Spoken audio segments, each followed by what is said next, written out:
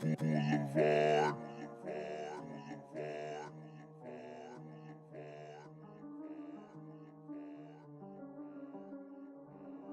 Oh, so cursed, may you burn in hell forever, forever, forever, forever, forever. Boulevard.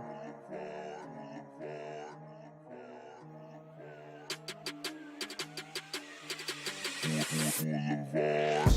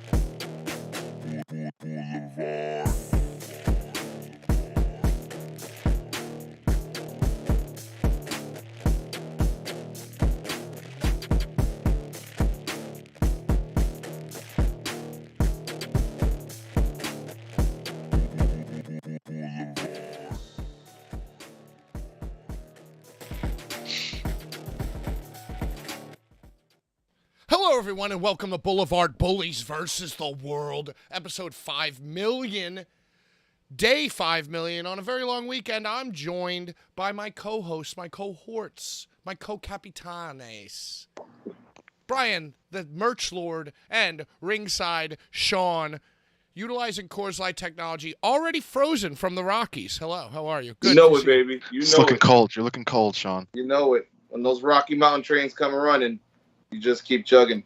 This show sucks, dude. This is a terrible show.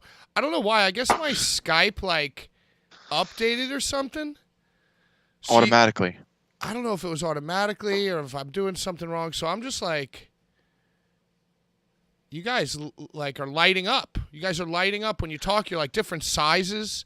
I'm looking at it on my phone, and the only thing that is happening is that a little white outline is on around our heads. Well, Brian, it's around the squares. Guys? It's not that. It doesn't look that bad. I can't see you at all. Right, it doesn't. Hear you. It doesn't look as bad as Pat's saying. I think it looks Brian, good. you're just forever the optimist, dude. That's why I'm here. You just think everything looks great. Oh, it's fine. Do we look like a receiver from the 90s with the red and green levels going up and down? Oh, boy. Show sucks, dude. How are the shows that you did, though? Wow. That didn't suck. Well, we did, we had a great, it was a great weekend. I'm exhausted. I really got to be honest. I'm exhausted. I think I have a gift of never going hoarse. I think that I could scream into a microphone 4 days in a row and be completely fine. That's insane. That's definitely a talent that you've developed by screaming all the time. Yeah, by just being a very loud person in general, I've developed this talent to just be able to go all night long, like Rich Swann, who I hung out with, smoked a nice joint with, nice blunt, a Rich Swann special. You know, you guys did like a whole. You guys did like a whole weekend warrior mini tour. Yeah, we did Thursday at the Queen's Brewery. Sean, you weren't there that day. I could have sworn you were, but you were not. I was not there. Unfortunately, my dog ate a bone that was rubber. And these pet owners out there who have dogs, puppies, to be more particular, do not allow them to eat a conch, bone, ball, whatever shape of fun that is. It's horrible. My dog got a piece stuck in his intestine. I had to get emergency surgery, which did not leave me enough time to arrive at Outlaw this past Thursday. But I was there in spirit, and I heard you did a phenomenal job. Yeah, I did the worm. I was called in to do the worm with Scotty Tuhati. So Thursday was the Queens Brewery. Friday was Far Rockaway. Saturday was the Split show, which we'll get to. And then sick. And then Sunday was in Long Island. And Scotty Tuhati was wrestling all 4 Outlaw days. So my plan was to worm my way in and maybe by Sunday get invited into the ring to do the worm. Right. And it happened Thursday right off the bat from the jump. You were caught off guard. I was caught very off guard. He goes, "Hey, come here." So I just go to hand him the microphone. And then he goes, "No, in." And I was like, "Oh no." So that's so dope. It was so dope. I think it's funny, and then it's funny that you like did it really fucking poorly, and then you like made that a thing. Listen, I didn't make it a thing. I didn't make it a thing on purpose.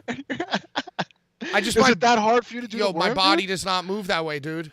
Dude, did you see me do the worm in my suit? Yeah, it was good. Come on, bro. I feel like you're but you can like flip and shit. You know what this is? I think it's my dick is too big. That's the problem. Oh, is that what I'm saying? Yeah. Your extremely large balls. Yeah, it's I have balls the size of grapefruit, so I just bounce back You just bounce right into the air if you do. Yeah. So he told me to come in. And Scotty Tuhati is a master though. Like I kind of saw over the weekend what sets him apart from the average Joe, the average jabroni. He goes and half the people at Queens Brewery, and Sean, I want you to weigh in on this. I think that half the people of the weekend didn't really know for sure who Scotty Tuhati was. They knew he was a guy, but maybe not like the guy. Yeah. Did you say especially Sunday? Sunday was alarming because it was like, whoa, okay, all right. Yeah, we bookended going that route. It bookended with brewery shows, and it was a lot of people who maybe liked wrestling back, maybe our age type of people who liked wrestling, but they don't remember Scotty Tuhati. Exactly. He was very popular, dude. Too Cool was the shit with Rikishi. That was very popular shit. I guess when we were kids, but it was I guess you're right. It's like just our generation says that because we were watching it. Right, and we know them because we're still fans. But like somebody who's just watching Stone Cold as a 10-year-old boy, but maybe doesn't remember Too Cool. Plus, they were kind of like, they weren't exactly the same time. Like Too Cool kind of got really over in like a little bit after Attitude Era. Right, it was like 03, 04, or like 02, him 03. And Scotty, Rikishi and Scotty had a run for around WrestleMania 20, so that's like 04. Right. They were still going strong. Yeah. So anyway, he's just great at hyping the crowd up because half the people don't know who he is. So it's like challenging. They know he's a fun guy, but he came out, he walked on the tables at the Queens Brewery and he went, "Whoa." And then the crowd would respond. Then he would go to the other side. What? Work the crowd. Did it, and he did all 4 corners. And he went, huh, huh, huh. And then he just spun around. Place went nuts. It's not that hard. It's not easy. You gotta love it. So Saturday. I think that's awesome. So Friday we wound up in the Rockaway. That was quite the way away. Well, right? wait, we forgot a major part about Thursday here too, except for my terrible worm, is that Crowbar beat Homicide for the Outlaw Wrestling title. Beat him. Friend of the Bullies, Crowbar. We hung out with him at the Crowbar show. Crowbar, friend of the Bullies. Scotty Tuhati, now a friend of the Bullies. And of course, at the end of that night on Thursday, Homicide called me in his ring because I'm the little sidekick now. I'm like after he lost, you mean? After he lost the belt? Yeah, Joe Rogan him. Brian, I thought of you because somebody was wearing ass man shorts. Oh, those are the best. And you sit on like a bleacher with those ass man shorts. It's like you're all thighs. Right. You're all thighs and package. It's not like a flattering thing. You're all thighs and package. So you need some good tattoos if you're wearing those shorts, I feel. So Homicide at the end was like some guy was like, "Crowbar fucking sucks." And what's his name? Homicide's like, "Hey, Crowbar's a good guy." He goes up to the guy in the shorts. So Crowbar's a good guy. He makes mistakes. He's just making some mistakes right now. And could you say in your life that you've never made mistakes?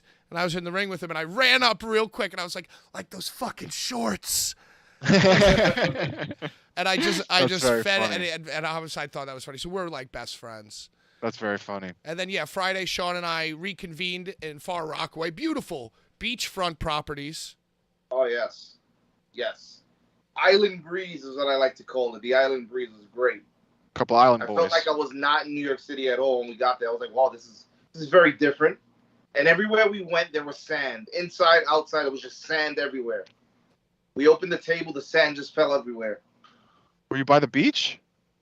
We were literally across the street from it. You could just smell the ocean. So it was like very Atlantic City-ish. Beautiful sea breeze. It was clean air. Clean air. Better. It's better than I mean, Atlantic not City much air. cleaner. It was Far Rockaway. Right. Yeah. Rockaway's like ghetto Long Beach. Though.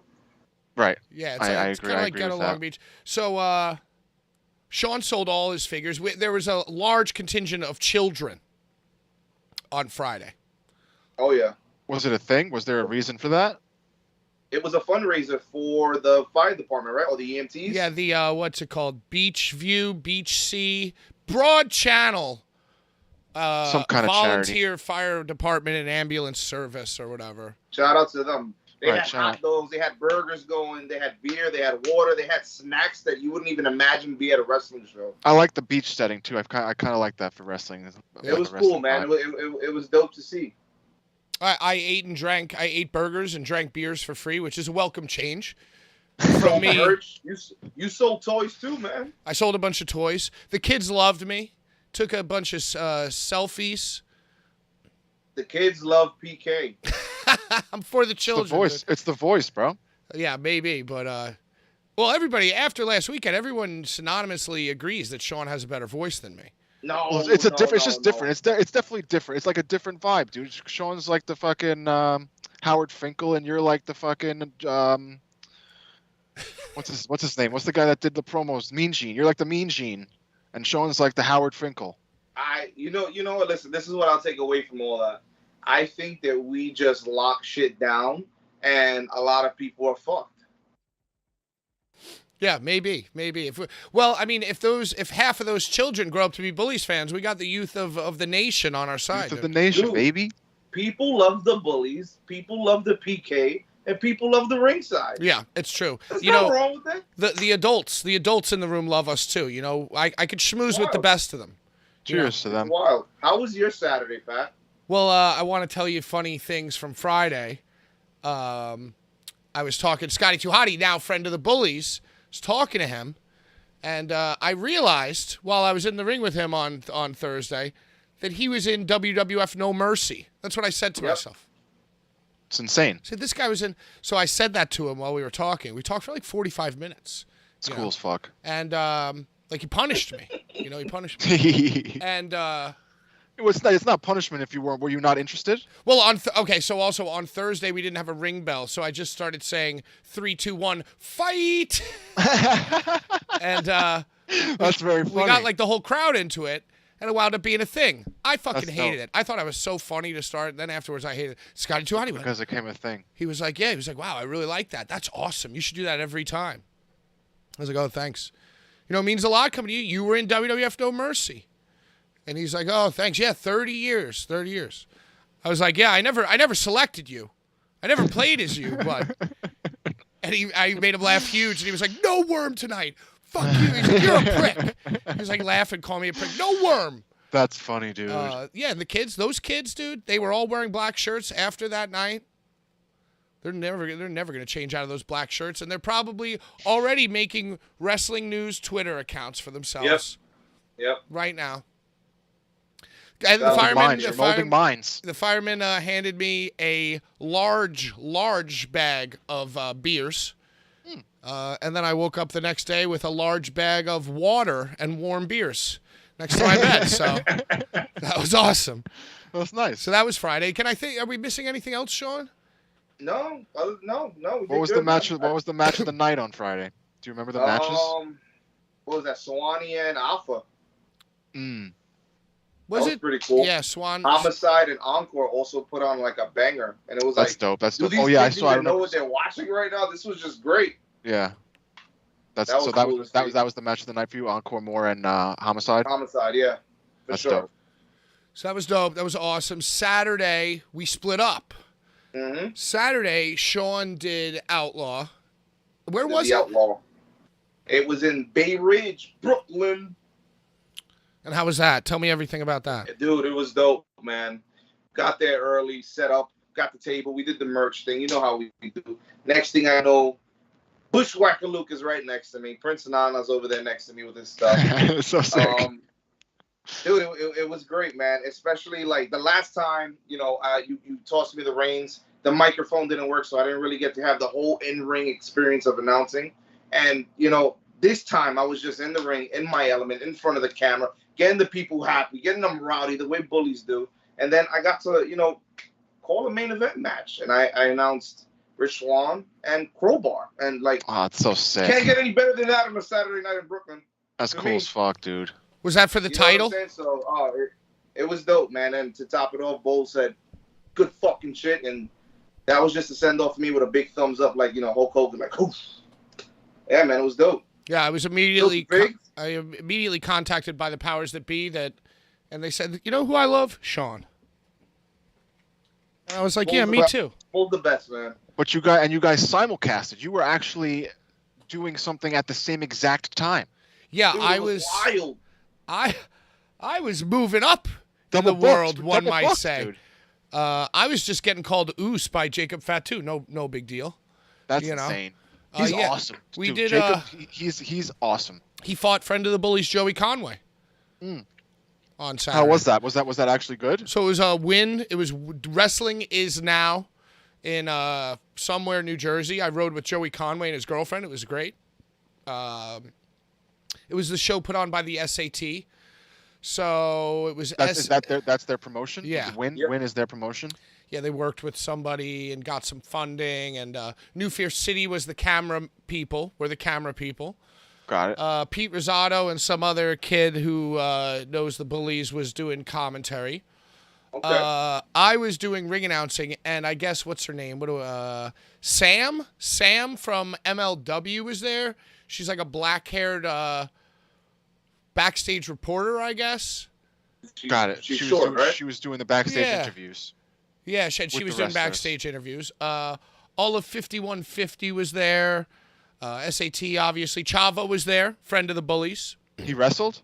Yeah, Chavo joined the SAT. Oh, that's insane. Yeah, he That's joined the SAT, and he had a little... He had the whole, SAT outfit, right? Yeah, they Did I gave see him a that? jumpsuit. They Oh, presented wow, him with a that's jumpsuit. kind of awesome, dude. Dope. That's dope as Did he fuck. did he come out with them, or did he have his own separate entrance? Well, what happened was that what the hell? It's not Prince Nana, but like the other guy, the other crazy guy, was yeah, that guy, Blat. Yeah. That guy was ringside, so there was like a 4-on-3 technically. So to even the odds, then Chavo Guerrero Jr. came out. Okay, that's pretty cool. That's dope. Who else was there? You got to meet my boys, the Zoltan. The Zoltan was there as well. The Zoltan being, hold on, let me see if I remember. Something Whiplash and that's Not it. Nicholas, but Oh, Chris Cage. And There Chris we go. Cage, yeah. Something go. Whiplash and Chris Cage. Mikey Whiplash and Chris Mikey Cage. Whiplash. You remember we spoke Yeah. about them in a few podcasts ago. And they call themselves Zoltan. Yes, The Zoltan. the Zoltan. They actually, Yeah. one of them just actually hung up their boots after that match. Wow.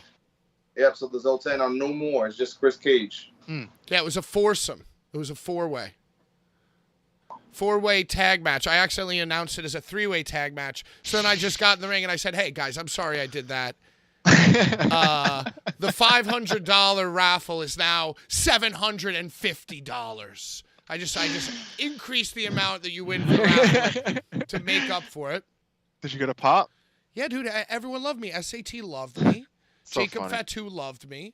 That's what dope, the hell? man. Lance on the Wahe was Lance there. on Hawaii. Yeah, he was there. He was cool. Bunch of people were there, and everyone loves Balls. the slime ball. Yeah, a lot of NYWC guys. The slime balls. I want to have them on our show. They They ask about came it. as guests and they were fun. I thought that was fun when they came as guests, so I think it would be fun to have them as like a guest.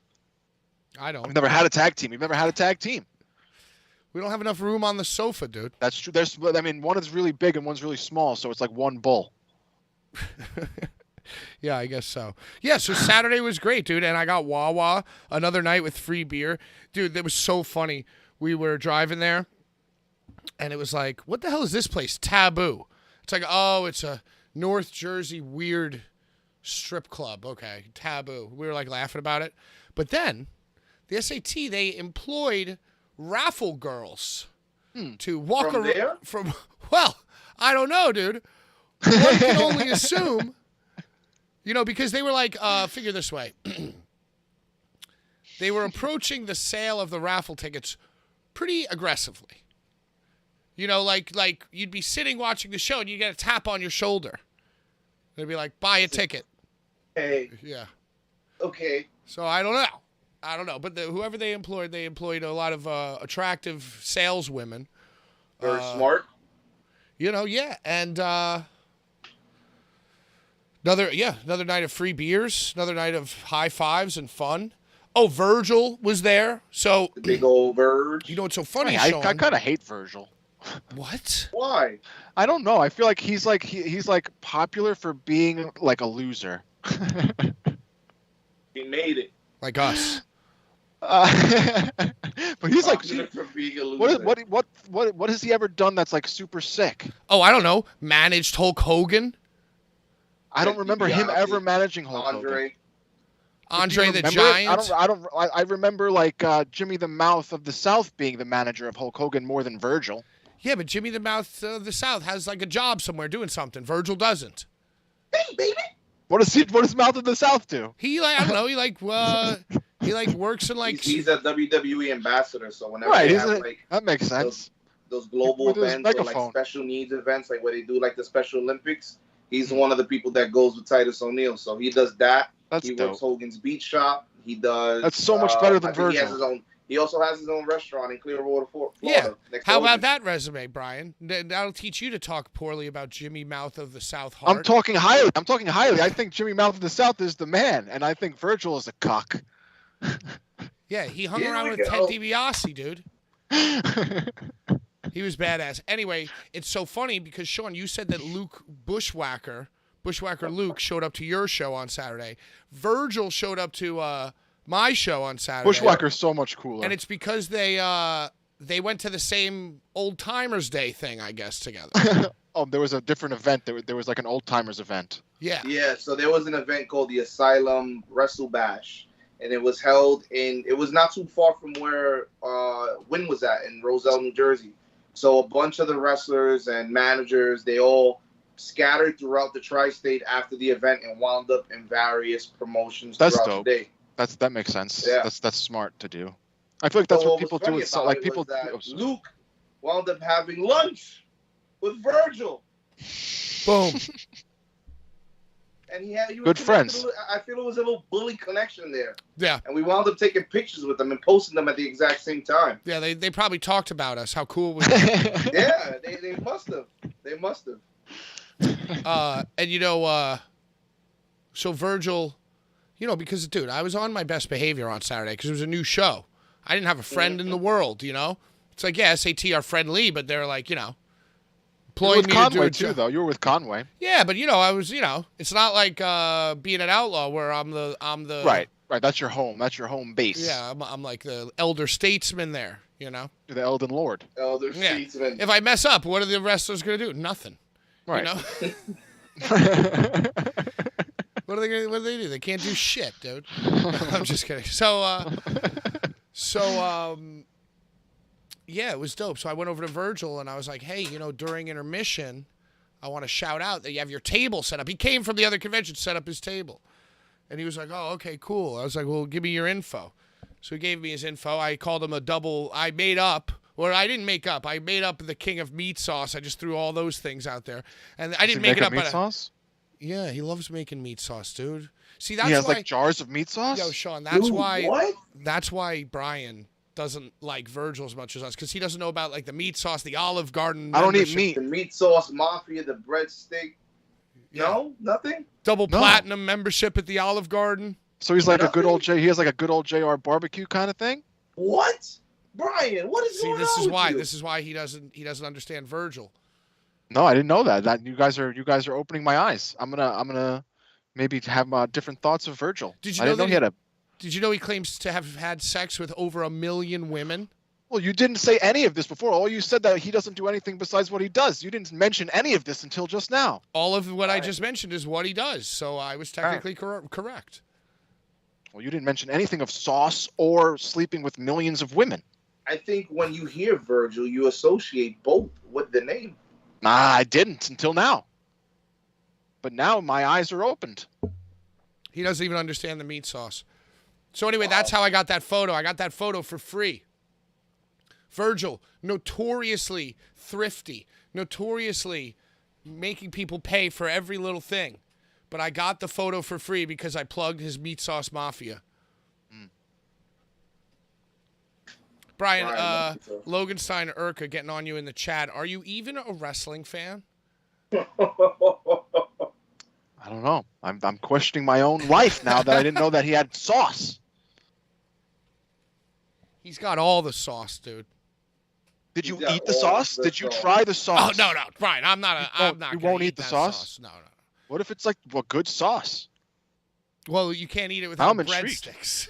I can't eat it without being really drunk. Could you just do yourself a favor and You want Virgil's sauce? you want his meat sauce? Brian, just do yourself a favor and follow Virgil on Instagram and do your homework before you start claiming you want his meat sauce.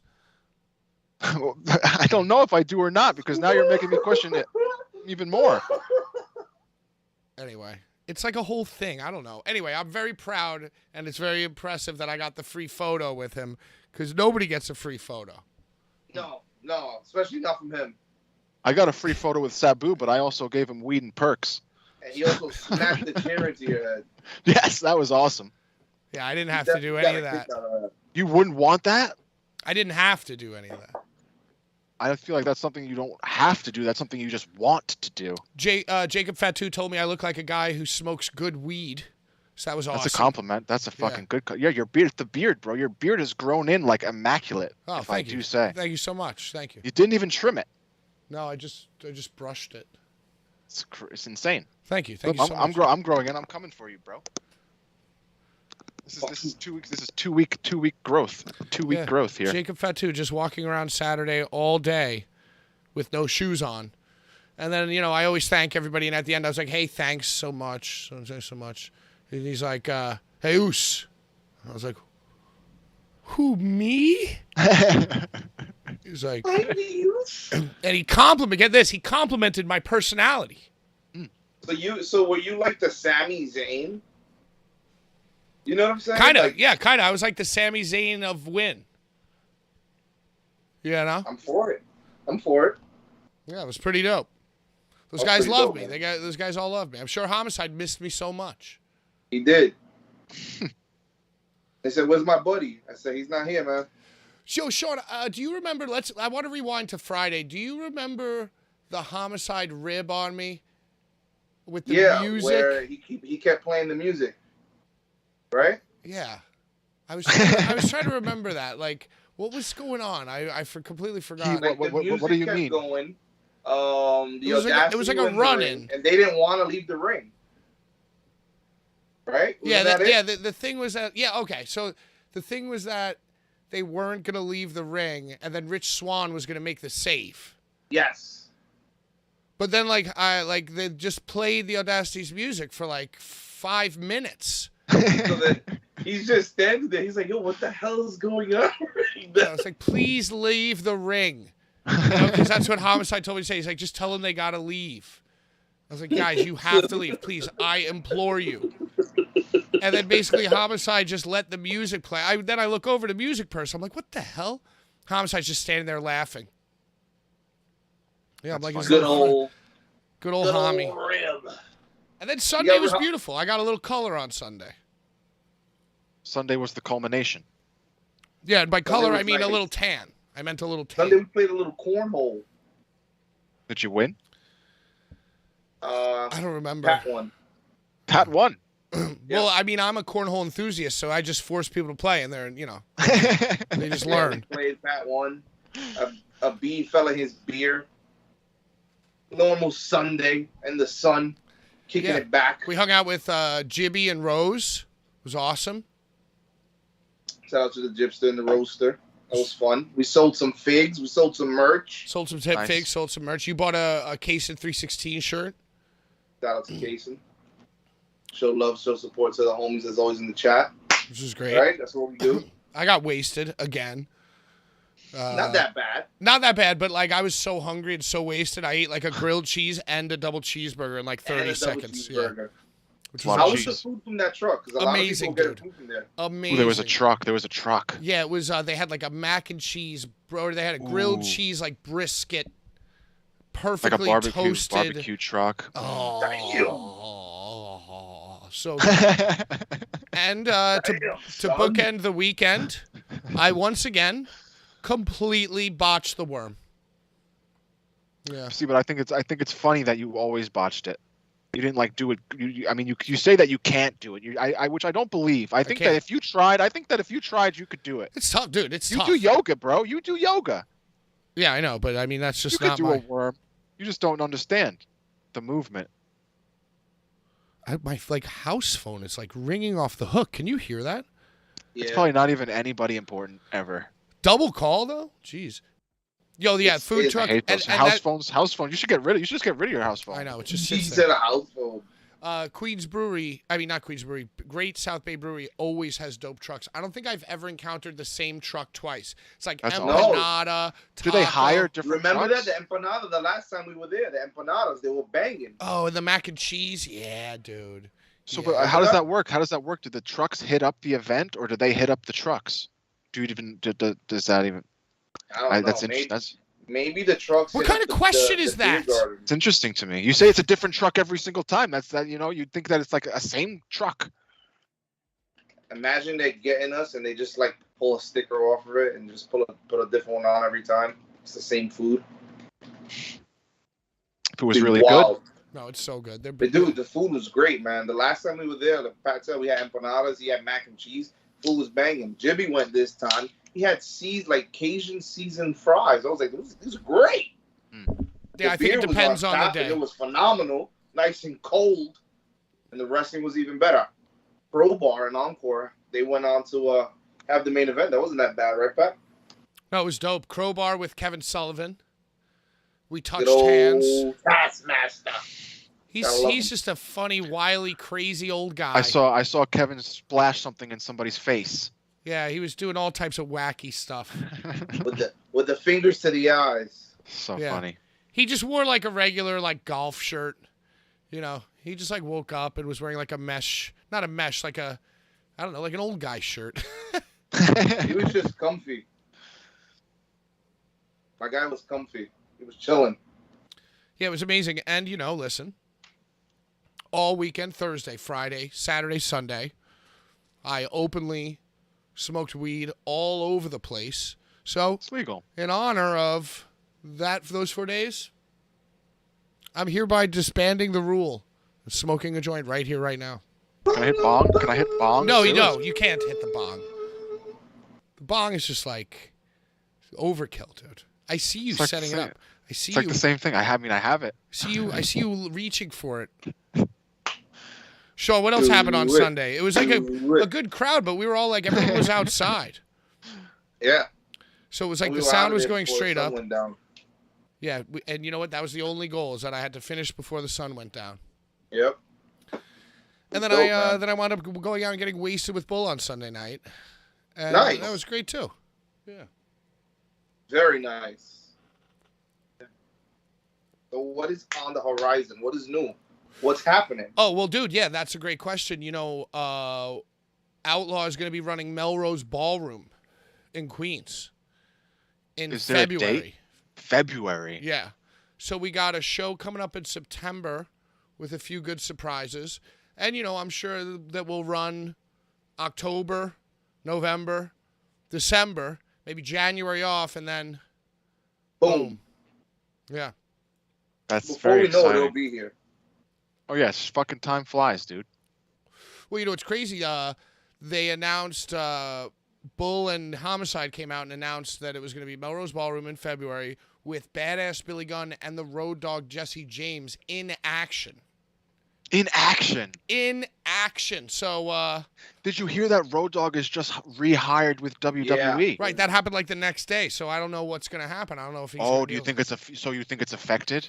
Yeah, you know what I'm could saying? be. We were getting ready to like promote for 6 months that they were gonna be in action. Maybe he'll Yeah. take prior bookings.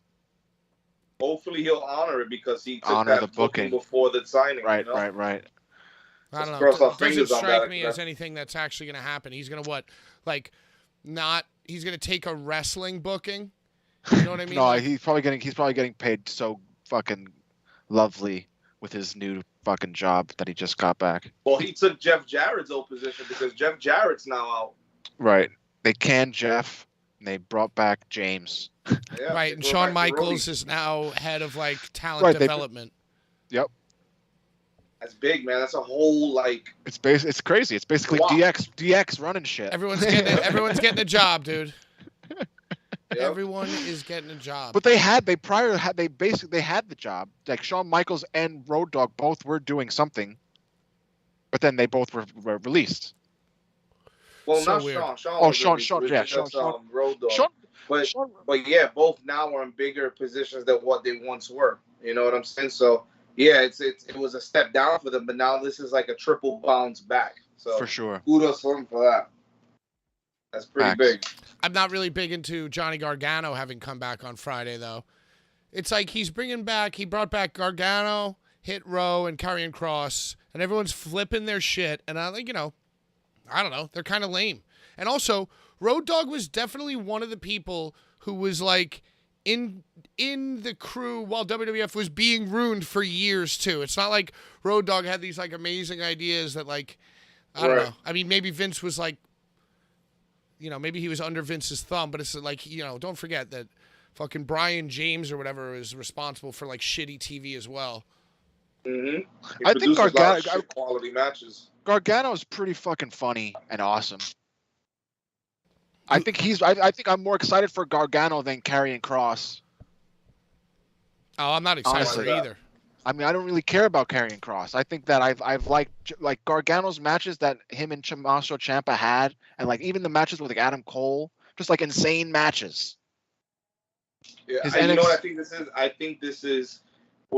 think this is the chapter after where Triple H's NXT shit stopped. You know what I'm saying? Like if you look at it, Karrion Kross is now on SmackDown. Johnny Right. Gargano is now on Raw. They both were top NXT guys on their way out with nowhere to go.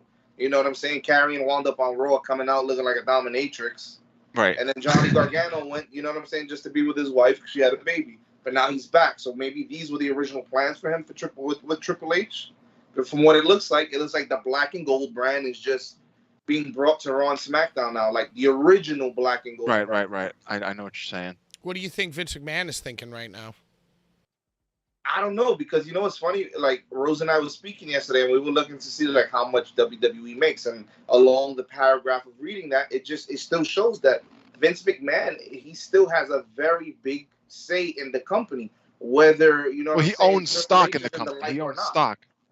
He's It's still like- there. You know what he's I'm still- saying? So right. maybe this is just A work? ploy Is it a for work? Is it out work? with him. I don't know, but Pat has honestly said that from the beginning that he thinks it's a work. Yeah. yeah, I think it is too. Like after reading that, it's like, dude, They had this like guy a plan. Still has 100% say in the company. They had a plan. 100%. They had a whole plan. Right. Yeah, man. But it's weird that these people are getting their jobs. Like, do you think that was that part of the plan to release the people and bring them back? It's like that's kind of No. weird. I don't know. Nah, I think it was just a maybe, like this is not working at all, and we need to do this because we're gonna sink fast. Yo, and you know what? You never hear about Nick Khan anymore, right? It's Nah, like, you don't, man. It's just yeah. quiet under the rug.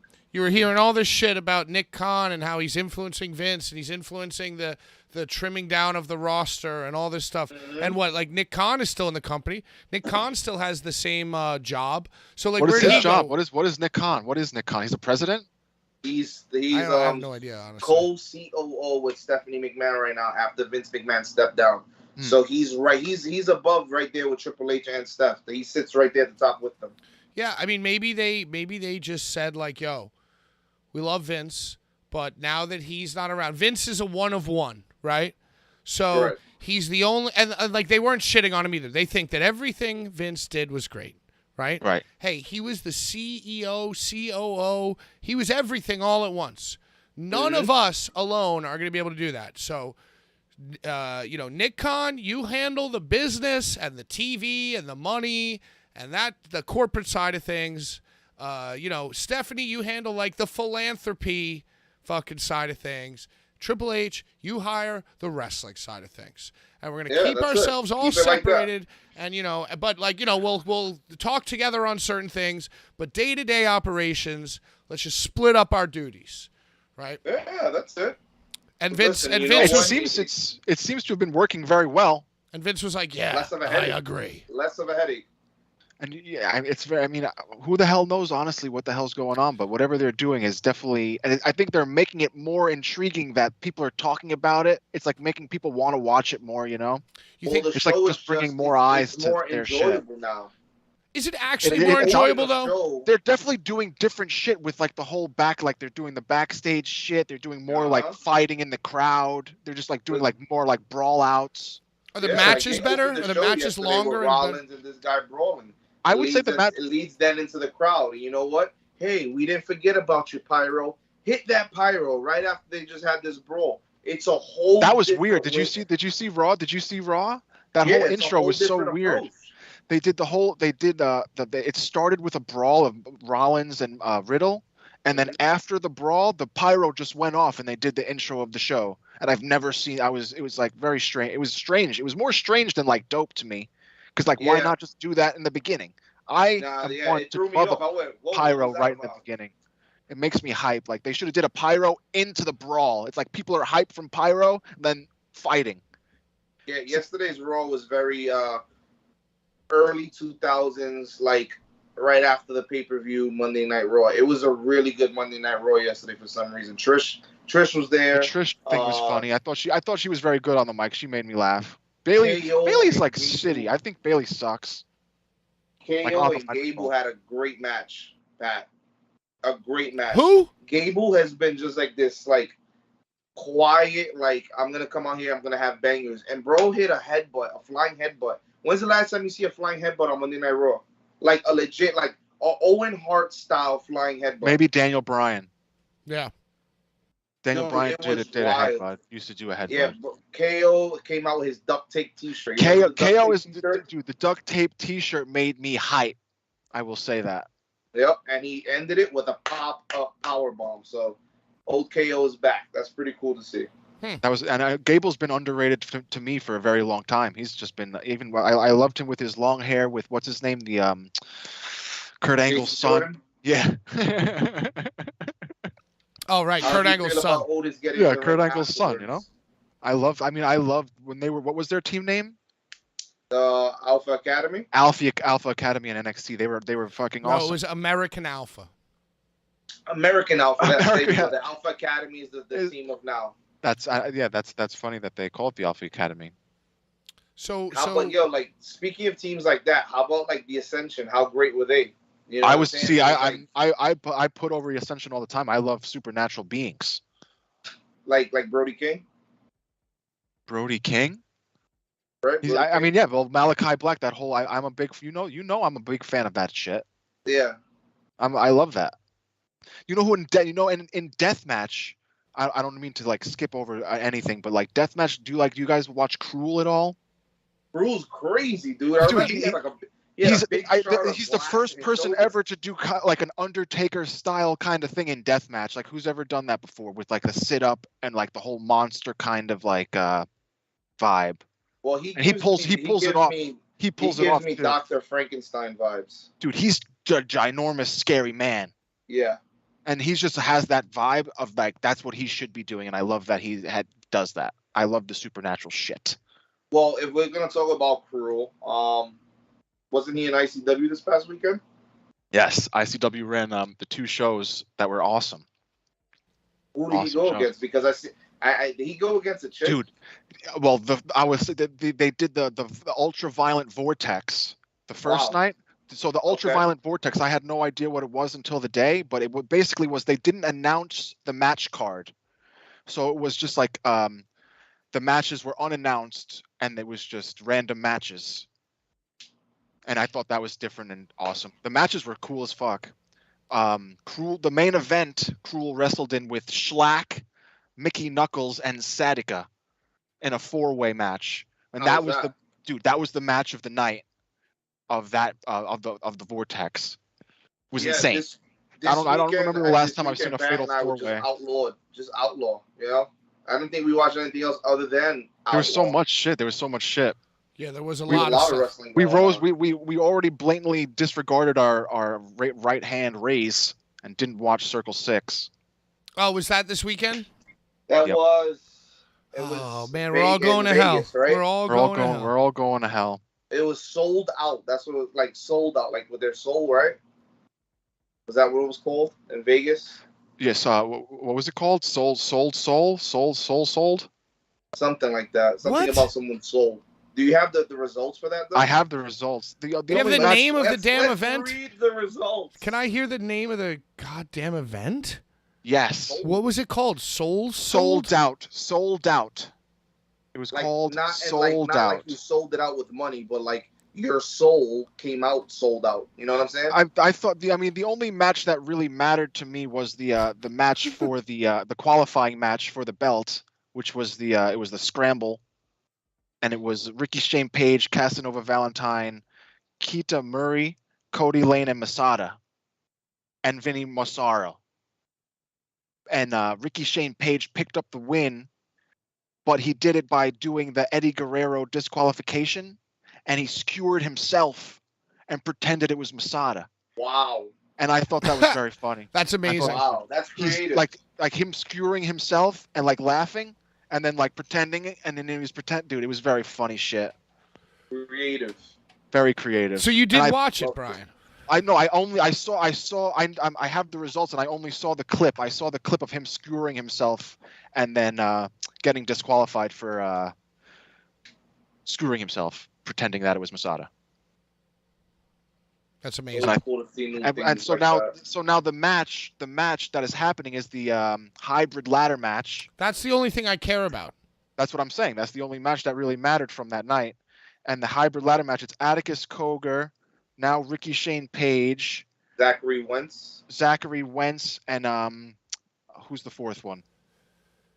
I'll pick it up. There are 4 people in this match? It's a 4-way ladder match, a 4-way I thought hybrid it was ladder like a match. one-on-one. So what's the deal with the colors of the ladders? So the colors of the ladders is you have to use your color ladder to climb to get to the belt. You can't use anyone else's ladder. Right. So if someone breaks your ladder, you have to figure out a way to still use your color ladder to climb. Like fix it. You have to fix it or lean it up against something. That's creative. It's and I forget. I watched Ricky Shane Page do a promo. I forget who he said created it, but there's someone specific. Yeah, one of his backyard wrestling. One of his backyard wrestling buddies, right? Created the match. I mean, it's a very smart. I think that it's different than any ladder match we've ever seen before. No one's ever had to use this like their own designated ladder. I think that's cool. Yeah, that's ultimate like Saturday afternoon in somebody's backyard or someone's playground. Bring your own ladder from home. Use your ladder. Don't climb on mine. Jake Christ is the 4th member of that ladder match. Okay. Oh, nice. Who do you got going? I think that it's either going to be. I think Ricky Shane Page might win it. I think he might like punch Atticus, like stab Atticus Kogar in the face or something. Okay. Oh, a Or like kick stab him in the in the face. dick. Not a stab in the back. A stab in the face. In the face. Stab him in his dick. Yeah, RSP did Masada dirty. What's up, Alicia, in the chat? I think it's either. I think it's either going to be Atticus. I don't know if Atticus should win the championship of his own company so early in their running, but I think it would be funny if like RSP did like a turn on Atticus kind of win. If Atticus did that, he would join the elite company of people who have booked themselves to win the title in the promotion that they run. I feel like it's allowed after a certain amount of time if you build it right, as Matt Tremont did it. Huh? Of the promotion that you run. It's a good story. I mean, a story's a story, man. Vince McMahon held the belt of WWE. Yeah, that is true. And he wore a do-rag. Shout out Sean for buying me those do-rags this weekend. Really excited about them. They were like short, weird cloth white guy do-rags. They had worked, American though. flags on them. Yeah. It worked. I was like, I You need texted to him, wear that guys. with I no was shirt. like, Pat, I need you to wear a do-rag this weekend. He was like, dude, absolutely not. And you know what? I set my goal on finding this man a do-rag. And not only did I find one, I got two. You got me two do-rags. That's, it protected me from being accused of cultural appropriation. You know what I mean? They were like construction guy do-rags, truck He driver. looked like he was flagging by like the World Trade. Yeah. Not like the do-rag that has the cape like Hoodfoot. Nah. Because I not would. like- I Dude, wish. speaking of Hoodfoot, he actually had 2 insane matches, and did you see the cut that he got on his arm again? Dude, Oh, it's the same jeez. arm? Oh, dude, on the same fucking arm, and he taped it and man. finished the damn match. Nah, man. Where was this? This was ICW, and he was wrestling Sadika for the co-main event. He's going to It was- have to wrap that shit It was up, insane, dude. Dude, they taped it. Ooh, I'm gonna actually do something for the first time in the history of this Bullies show. Man. What? Uh-oh. An uncuckening, if you will. An uncuckening. An uncuckening. An uncuckening. I'm doing it, Sean. Sean's looking Is at this it guy what because we he were knows I'm talking good. about? Dude, I'm talking about it because Akira had 2 really awesome matches, and I would like to state right now, I would like to uncuck Akira, and say that he's actually doing very well Wow. with Masha Slamovich, co-wrestler couple. Oh. And I think that Akira, dude, his match with he wrestled Eric Ryan in the Vortex, and then he wrestled Dale Patrick's. And I love me a Dale Patrick's. He's awesome. Dale Patrick's wrestled Otis Koger in the Vortex, which was also an awesome match. Just awesome shit. That whole ICW weekend was fucking so dope. In the vortex. John Wayne Murdoch, because no one knew the card, John Wayne Murdoch came out to Nick Gage's theme music, which is from the Belltones, to further his healing. I saw him punch Mittens again. He punched. Yeah, I love that Mittens gets punched in the face all the time. He just beats him up every time. It's very funny to me. And then did you see his elbow? Ugh, that happened during No Holds Barred during Cruel during the main event. Yo, that's really gross. Do we want to think about it? I don't know when it happened. I watched the whole. I watch it while I'm at work, but I don't recall like when exactly that could have happened. But what is that at that point? Is it just like fluid liquid from? Yeah, like, he's bone? on his tweet. It says, "I have to drain this." So I'm guessing you it's know just what that fluid. means is like that's not the first time, and it won't Right. be the last time. 120%. Keeps getting worse. Ew. Dude, Ew. I'm excited. Dude, next week is the Battle of the Tough Guys tournament, the 16-man tournament. Did you say One day, Battle one day, of the 16 men. Tough Guys? Yep, there it is. Incredible. And you're really excited. You're going to be locked in on that one. I'm gonna watch it for sure. So is that this coming week or next week in Chicago? It's this coming weekend, Saturday, the 27th. Okay, and then they're in Newark, the 9th and 10th. September, right? That's September. That's the Casey Kirk Joel Bateman Championship match, which I'm fucking stoked for. And we're gonna be there. I really want to go. I'm gonna really try hard to get off of that. This weekend? No, this is the beginning of September. Oh, The okay. 9th. Yeah, I don't want to go to anything this weekend. I'm still resting. Dude, you guys must be sleepy. I'm ready to go. Sean's ready, dude. Yeah. I mean, I need another day. I need another day. or That two. should be rejuvenating for you. I feel vigorous. What else has been going on? I know what I want to close with, but I don't want to go there yet. What other WWF? Oh, who did Gargano run in on? I meant to ask you this before. So Well, you said Fury came out, and he was just giving him this dumbfounded, "What are you doing here?" look. So he gets in the ring. They start doing the back and forth. You come when I'm here. I've done the WrestleManias. I've won titles. Now I'm holding a briefcase. Yada yada yada. Hit me, Johnny. Hit me. What's he do? He gives him the good old HBK super kick, and then he does the Shawn Michaels run. You remember when Shawn Michaels used to do the in-place run? Yeah. And he does the little run, and then he leaves the ring. Huh. It was just, That's I so don't know. weird. Because they were boys. They were boys in NXT. Yeah, and then you get the whole Samuel Loomis thing. Samuel Loomis almost came Samuel? out last His night, name's Sam. and he wound I thought up his name was choking out the Dexter. Miz. No, it's Samuel, Brian. They changed it. So they call him Samuel on Raw now, or Yeah. SmackDown? He was on SmackDown for that. Dexter Loomis, Samuel Loomis, Samuel Oh, Loomis. so now Damn. you got me, brother. I thought they were actually Sam calling him Samuel. Loomis. I Sam believe Loomis. he's the doctor from the movie Halloween. That's very funny. So yeah, Dexter Loomis, he wound up choking out the Miz. He But it's kidnapped funny him. because it's like you have Theory there on Raw. Now you got Dexter Loomis on Raw. You got Johnny Gargano there, and they were part of a group called The Way. So it's like, I thought The Way was so Indy at funny, some dude. point? Are we gonna see Candace at some point? We probably are. And it's just like, okay, I was expecting a little something more, something different, something more, just like something more brutal, and it was just too heartfelt. I don't know. I'm doing too much like death match. I'm doing too much outlaw. I just like seeing people fight. Dude, And the talking just I becomes feel you, enough though. for me sometimes. I just want to see a fight. I want to see the blood. Yeah. I feel you. God damn it. Another piece of blood. Yeah, there's nothing wrong with blood, right? We enjoy it. We love it. We embrace it. What is what it WWF's is. next WWE's next premium event? What is that? When is that? Clash of the Castle. That's the beginning of Clash September. at the Castle. Oh, and Drew McIntyre's gonna fight Roman. Mm-hmm. Sheamus versus Gunther. It looks like Trish Stratus is wrestling that event as well. I don't know if it's a tag team, a singles match against Bailey. But I'd she's rather see. wrestling in some If she form. does wrestle, I'd rather see a singles match like her versus Bailey because of what they were doing. Yeah. What's the women's like? What's the tournament at right now? Because I know So- Io Sky, and Dakota Kai won, so they're in the Yeah. finals.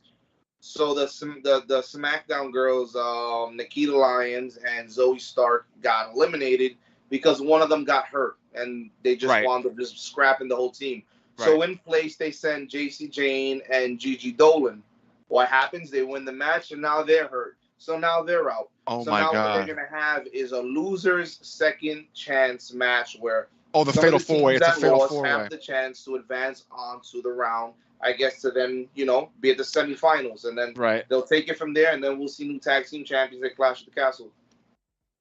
I bet you it's Alexa Bliss and Asuka. No, they got eliminated. I know, but now they're gonna have a second chance. I don't think they're gonna win. I think Alexa's gonna go crazy again. Who do you think? So Who do you think's gonna win?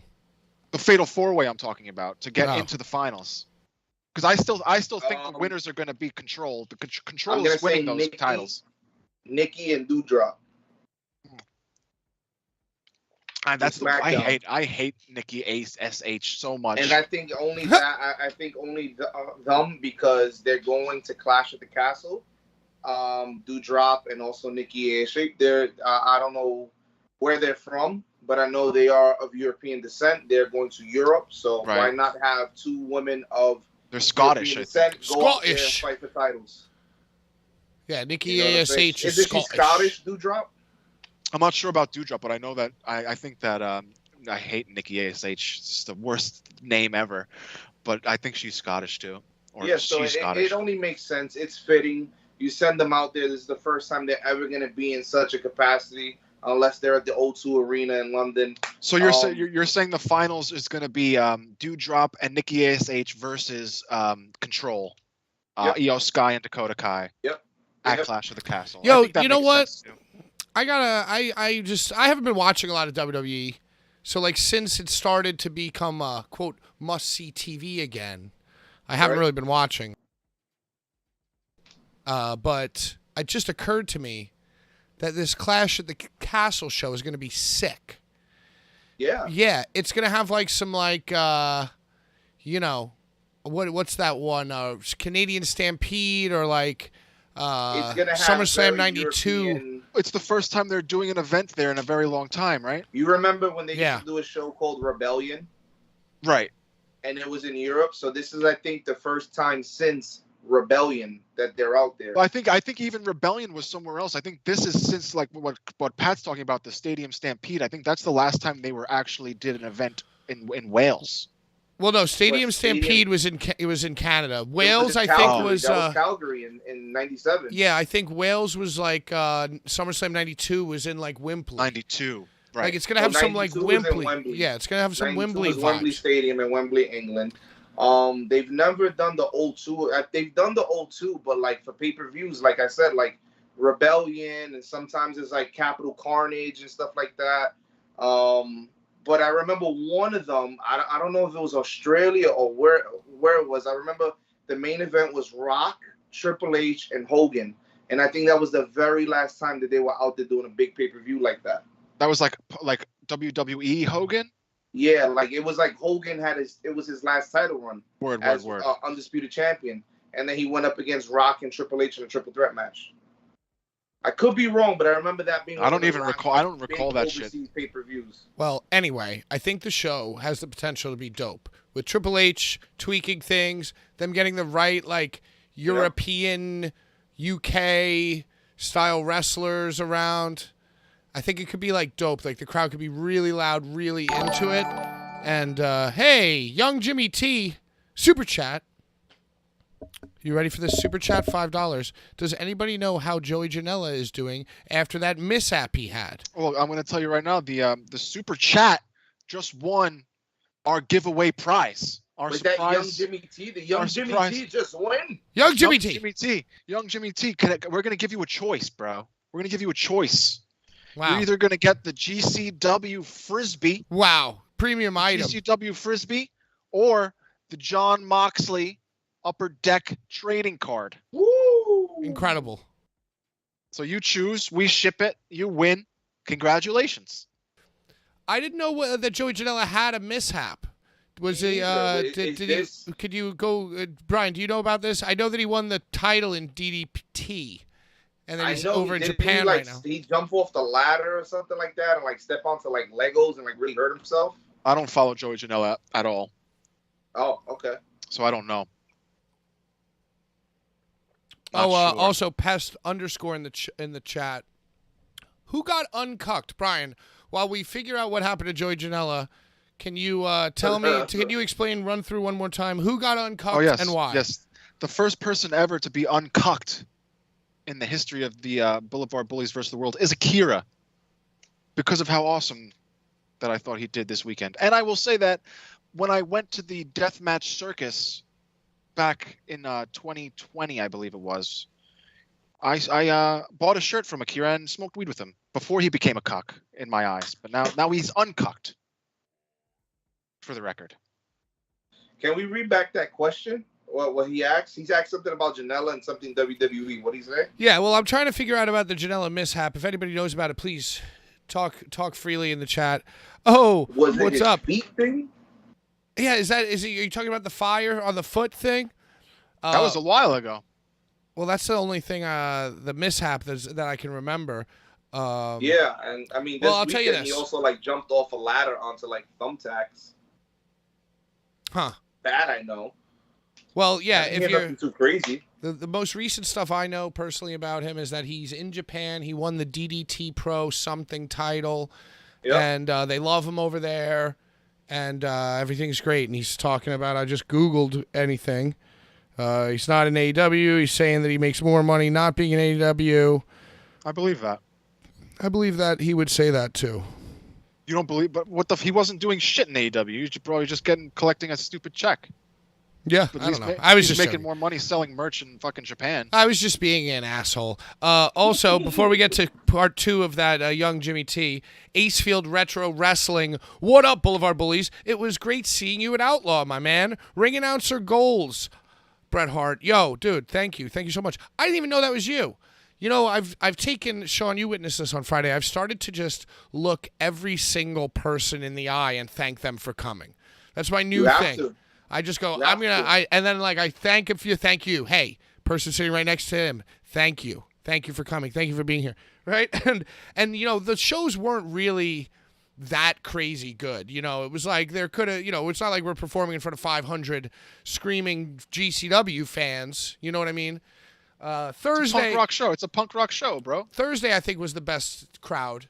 But, you know, every time that there's something going on, I think Wynn might have been the worst crowd. There was nobody standing up in the front row at Wynn. Everybody was because you were in Jersey. Yeah, but anyway, so Acefield Retro Wrestling fucking standing right there in the front row with a GCW shirt.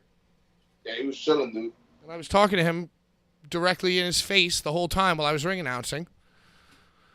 Because that's the kids front row. There were fans front row. There were families front row. It was great. Anyway, we met. So good to see you. Thanks for the shout out. All right, number 2. WWE is watchable again.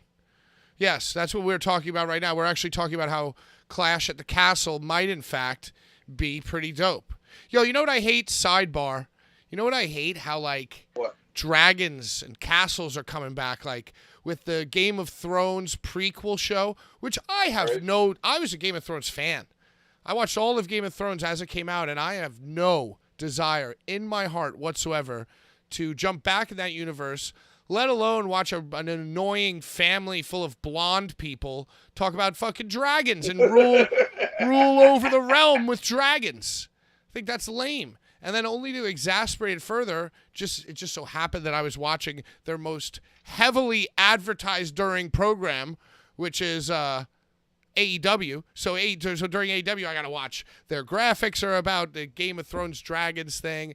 On their social media, they have the House of Dragon, and they've photoshopped long blonde hair onto the rest of it. Completely nauseating. Now, all my YouTubers that I used to watch for my Better Call Saul stuff, like, they all sold out, and they're covering this show now.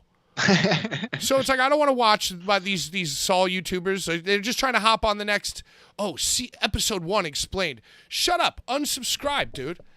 You know? So I'm totally upset about that. And now Clash at the Castle, on those graphics, they have the dragon and the dragon slayer now, like, on half of it. So, like, Walter's the dragon. Sheamus is trying to slay him. Roman Reigns, fucking McIntyre trying to slay. But lots of dragon slaying. Yeah, it's everywhere. Elden Ring. I blame Elden Ring for that. Yo, you know what? Elden Ring was my last positive dragon experience. Yo, that reminds me, dude. We've been kind of texting about video games. Brian, I want to ask you what you're doing right now on video games. Because you were playing reverse order through Bloodborne and all that stuff. I'm still on my journey. I'm on the final boss of the DLC of Dark Souls 2. Wow. Which is very annoying. If you remember it, it's like where these guys keep spawning. They're like knights. They keep coming out of these doors at the end. You have to keep killing them. I've never played a DLC of that. Yeah, so I've never played any of the So I've beaten the main story of Dark Souls 2, and I have the remastered waiting for me. Dark Souls 1. Dark Souls 1. That's my next. Wow. That's incredible. And then I have Sekiro. Sekiro will be my final game. Wow, I'm so excited for you. I'm nervous. What a journey. What a journey. It's been amazing. Renaissance Fair forever, says Alicia. Yeah, listen, I'll chill at a Renaissance Fair, but I don't know. I don't think I would go to a Renaissance Fair. I'm more of a sci-fi. Well, Brian, have you ever been to Medieval Times? That's like the Applebee's of Renaissance Fairs. No, I've never been to it. That's in Jersey. I don't really go to Jersey much. Medieval Times. Well, yeah. I don't eat chicken, unless I'm a fucking asshole. Right, the turkey. You eat chopped cheese though. The turkey leg has no effect on you. I've never had it. So then me and Sean, did you buy 2K22 Golf? I ordered it. I went to Target. They did not have it, so it'll be here tomorrow. You guys are gonna golf. Now you're making me want to get it so I can play with you guys. Dude, I love golf. The new one that's coming out, they just announced that Jordan is in it, and also Shooter McGavin's gonna be in it. So that's so funny to me. And Tiger Woods as well is on the cover. Oh yeah. How are you gonna have Shooter McGavin and not Billy Madison? Well, that's what I'm saying. Maybe he's gonna be the cool DLC. I mean, Happy Gilmore. I'm a fucking asshole. I should get shot for that. Maybe he'll be some cool DLC. I know they're going all out for it because it's like 2K23, and every time it's like Jordan on the cover, they just get everybody in the game. So I'm well, now the big thing in video games is like the multiverse licensing that you can do. Right, like John Cena in Fortnite. Right, Smash Brothers has everybody. What's that other game now? It's Metaverse. It's like the Smash Mouth competitor. Right. Yeah, Smash Mouth All Star. Warner Brothers. They even have the Game of Thrones people in that game as well. Yo, let me tell you something. I think that I might, for New Game Thursday, fire up the old PlayStation, get into Metaverse. Because apparently you could play as, like, Rick and Morty, multiverse, metaverse. I That's don't know. fun. You can No, play I as think it's Rick called- and Morty. You can play as Yeah, I've heard of Walter it. White. That's epic shit. Dude. So I'm actually leaving. I'm moving my current residence, and I'm moving into a new place. Right. So I'm going through my games, and I'm taking stuff out, and I'm weeding through, and I found this. So this is currently what I am playing, and yeah, I just started. I haven't played this since like '05. Wow. So it's gonna be fun. Can you guys see that? Yep, we I see see it. Punisher, baby. I think it's one of the greatest Marvel games ever. Like you could torture people in Central Park with the animals. What game can you do that? Do you pull the piercings out of their faces? I don't remember if you can do that, but you can do some really brutal. Did you ever see? Like, did you ever see the Punisher No, movie I when they haven't. do that? That's why that You've makes never no seen sense. that? That makes no sense to me. I just thought that was a funny thing you were saying. No, I'm sorry, I'm not that funny. yeah, dude, that movie was wild. I mean, the way he pulled those things on his face wasn't very nice. Yeah, Sean, dude. What got me mad is that his I love family that- was I love murdered that movie. in Puerto Rico. That wasn't very nice. John Travolta's crazy, you know? But yeah, man, that's what I'm playing right now. And being that we're talking about video games and shows, I'm into The Last of Us. It's a game that's been on PS3, PS4, and now they just remastered it for the PS5. And I believe yesterday or the day before, they previewed the trailer Yeah. with, Joel and the little girl from the game. Did you guys play that, The Last of Us? Oh, dude, come on. Yeah. Pat, I know. I watched Pat stream it. I really didn't start dabbling in video games until like Elden Ring came out. That piqued my interest in video. I played video games when I was younger, but that brought me back Okay. to a love. Well, yeah, so it brought my I'll love be for video honest, games the back. I would pandemic say. brought me to The Last of Us, and I was hooked. The Last of Us 2 came out. I got it the first day it came out. I was hooked. Now the show's about to come out, and I love me a good show. It's a live I'm action gonna show. watch the new Last of Us show. You when it really drops. want Did it you to see be- the preview, Pat? I did see the preview. I don't know how I'm going to feel. I don't know how I feel about it. Do you think the guy sounds just like Joel? I think the Mandalorian sounds just like him. The guy who is Joel is definitely well cast. I'm not so sure about Ellie, though. Ellie, yeah, it didn't. It didn't really hit it for me. Joel was like, okay, this is cool, it'll work, but the girl was like, let's see how it works out. But the CGI, like the way they had the zombie on the wall, dude, that was wild. Yeah. They looks like they did a good job with like the art and stuff. So we'll see how that Yeah, I'm is. pumped for that. Brian, that's a great thing to maybe take part in as well as Last of Us, you think? Yeah, part 1 Yeah. and then part 2. Yeah, just right after each other. Wow. Yeah, dude, it's so fun, bro. So fun. Much different than the games that you've been playing for the last 1,000 hours, but Right. More than that, dude. I had 350 hours just in Elden Ring. woo! I love that. It's insane. I love that for you. So, we're definitely going to buy golf. And Logan Sign in the chat, I think that John Daly might be in it. So, dude, I'm ready. I am ready to golf. Bald Steve and I are golf video game enthusiasts, and that got us speaking into of a Bald real Steve- actually golf? Have you ever gone We golfing? go pitch and putt. We're very, very excited about the I act want to of golf. learn, dude. I want to learn how to golf. Yeah. Bullies golf tutorial video? Yeah. We should make it. I'll be watching one probably. Question number 3 from Young Jimmy T. Also, please get back to making more channel content. Yeah, that's probably the plan. Dude, we could have both filmed ourselves and vlogged ourselves all day Saturday and made like a spiffy video about it. But we're just locked in on those live shows. It's a lot to do. As a fan, No, you I'll can be honest, man. It's a lot of people say a ring announcer's job is probably very easy. Being that this was my first time really locking in on it, it's not freaking easy. It's the opposite I'll of hold easy, you up dude. there. It's not. No. And I give you so much credit, bro, because you've been doing this for a while. Thank you. And to manage what you're doing and to hold a show down from start to finish, it's a lot. Dude, I can barely talk to you guys. It's a lot. And you know what? I thank you. And I had a phenomenal time again. And I'll just keep saying it, man. I owe you so much for that. So thank you. Hey, no problem, man. There's more to come. And at Melrose, you're gonna do the pre-show at least. I'm gonna have you ring announce the pre-show. Like 7:50, you hop on in there, do the show. Then I come out, of course, to my new entrance music, the Chicago Bulls 92 win season 1990s. Boom, boom, Yeah. bam, boom, boom, boom, boom. Dude, you should get my boy Daniel who watches the stream sometimes. You should get him to make you some theme music. He was talking about making some music New for musics. us. Oh wait, what am I talking about, dude? I gotta come out to the Blvd Bullies Slug Christ theme for Mellow. Dude, that would be Right? so fire, dude. Boulevard. Dude, that would be awesome.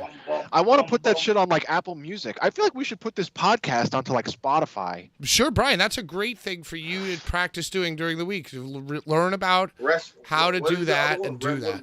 Westwood One. Westwood One, Brian. Put together a package for them and get us some kind of contract. Do you need a contract? I don't think so. I don't know. I'm Figure actually it out. embarking, speaking of new content, when AEW is at the tennis stadium, we're going to be doing a video with a new T-shirt from there. And also, yeah, maybe moving forward, let's raise our right hand.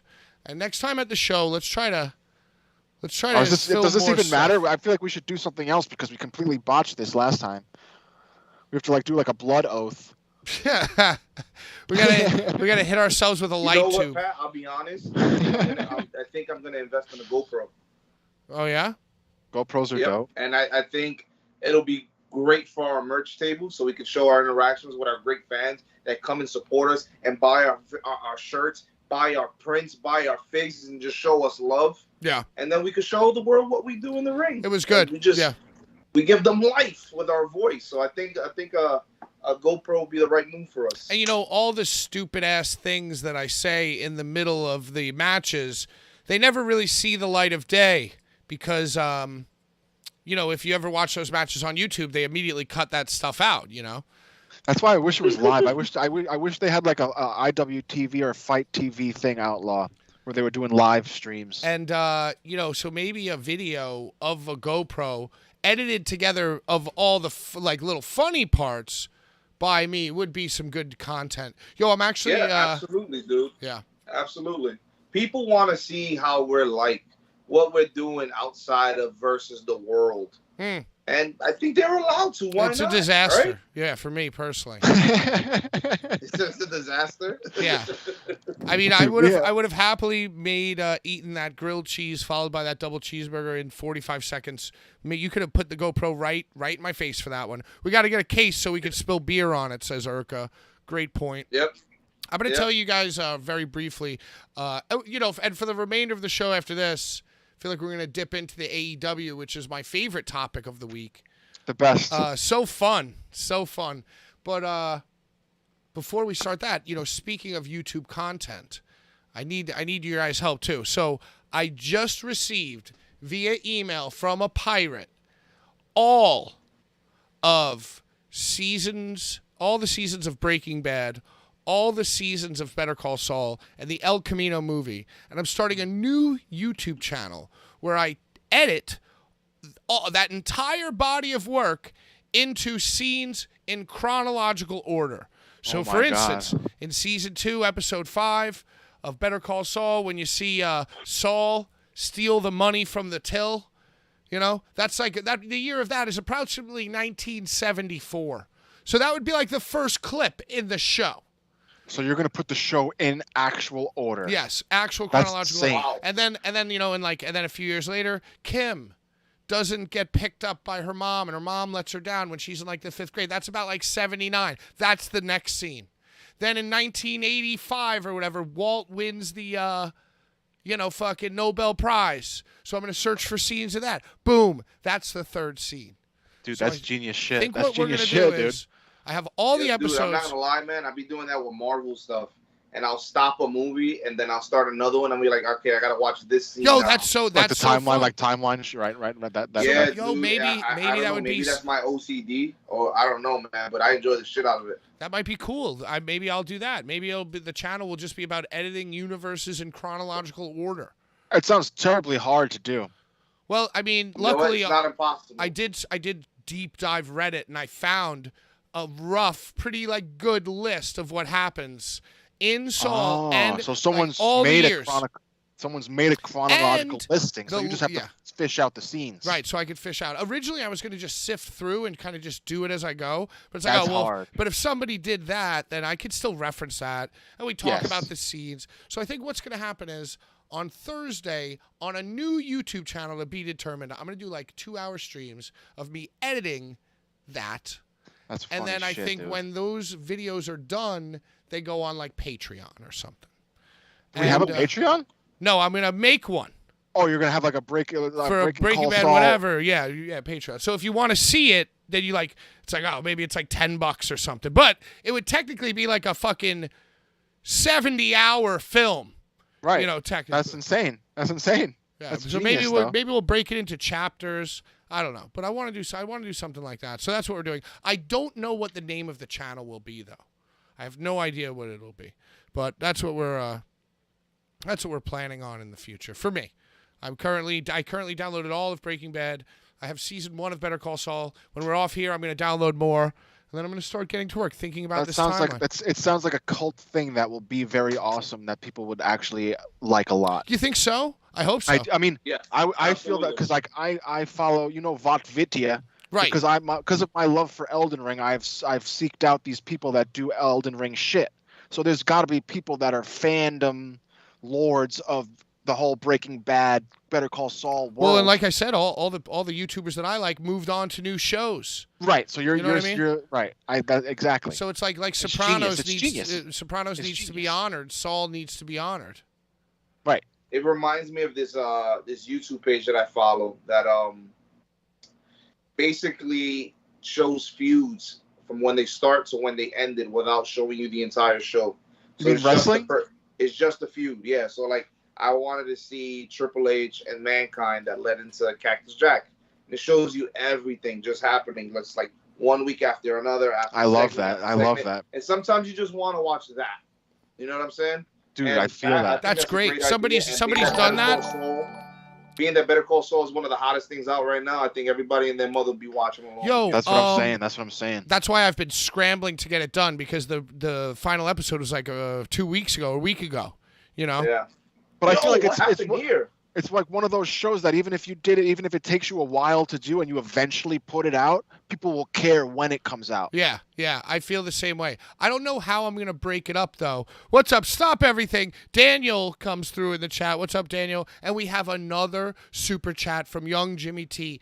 $10. Macaroonies. Wow. 10 macaroonies. Thank you so much. Pat, your spontaneous interviews are the best. I'll be at Grand Slam September 26th. We'll also, be there. Your best Uncle Dave Meltzer impression and speculate about the AEW drama. CM Cuck versus All Elite. Love Dude, that. Wait, I hold love on. that you said that. Yeah, that's literally what we're going to spend the last like half an hour on. Wait, tell me that again. Sean, somebody edited together Cactus Jack versus Triple H, every segment, every match in basically, chronological it's order. starting from the beginning Wow. to the end. So it goes from like You know what I'm 97 to saying? So- 2004. Yeah, no, bro. Like, so basically from when they started, from Mankind is gone, Mick Foley's not here, to what was it? Wasn't it the Hell in a Cell match, right? Remember that? Which Hell in a Cell? The one with With Triple Cactus H? and Triple H. That was right. It leads all the way to that. So every match they've had, every build up, Yeah. all of them culminating there. Boom. That's what I'm And saying, You just like- watch. It's like 45 minutes. And it's the dopest thing ever. Did And somebody then do the you can see, promos like, too? Huh? Did they do the promos too? Everything, bro. Promos, backstage skits. If somebody's getting wheeled in an ambulance, they'll show that too. I even went as So far, dope. like, I wanted to see Benoit's world heavyweight title run because it's something that's just hush. He won it at 20, but what happened in between? I was there. He for that. lost it to Orton in SummerSlam of 04. But that's another thing that goes hush hush. So I wanted to see everything that led up to that. Him and Triple H had a great match in Unforgiven September of 04, 05. And it's like things like that you don't remember. So these little videos that they show, it's like, damn, gems, everything man. happened so cool. And it's like, this is how it happened. And I don't have to go on the network and I don't have to watch the whole show to see it. So what you're doing with Saul is the same thing. And people love that like me. You know what I'm saying? Yeah. Sometimes you just want to see a specific scene. Well, I just I don't know why. I'm just in a manic state about wanting to do it, so that's what I'm gonna do. Do it. It's very man. creative. It's creative Knock shit, it out, and I bro. think it's dope. Can't wait to see it. Steve, Bald Steve in the chat. What's up? Forgot it was Tuesday. Hey, Bald Steve, guess what?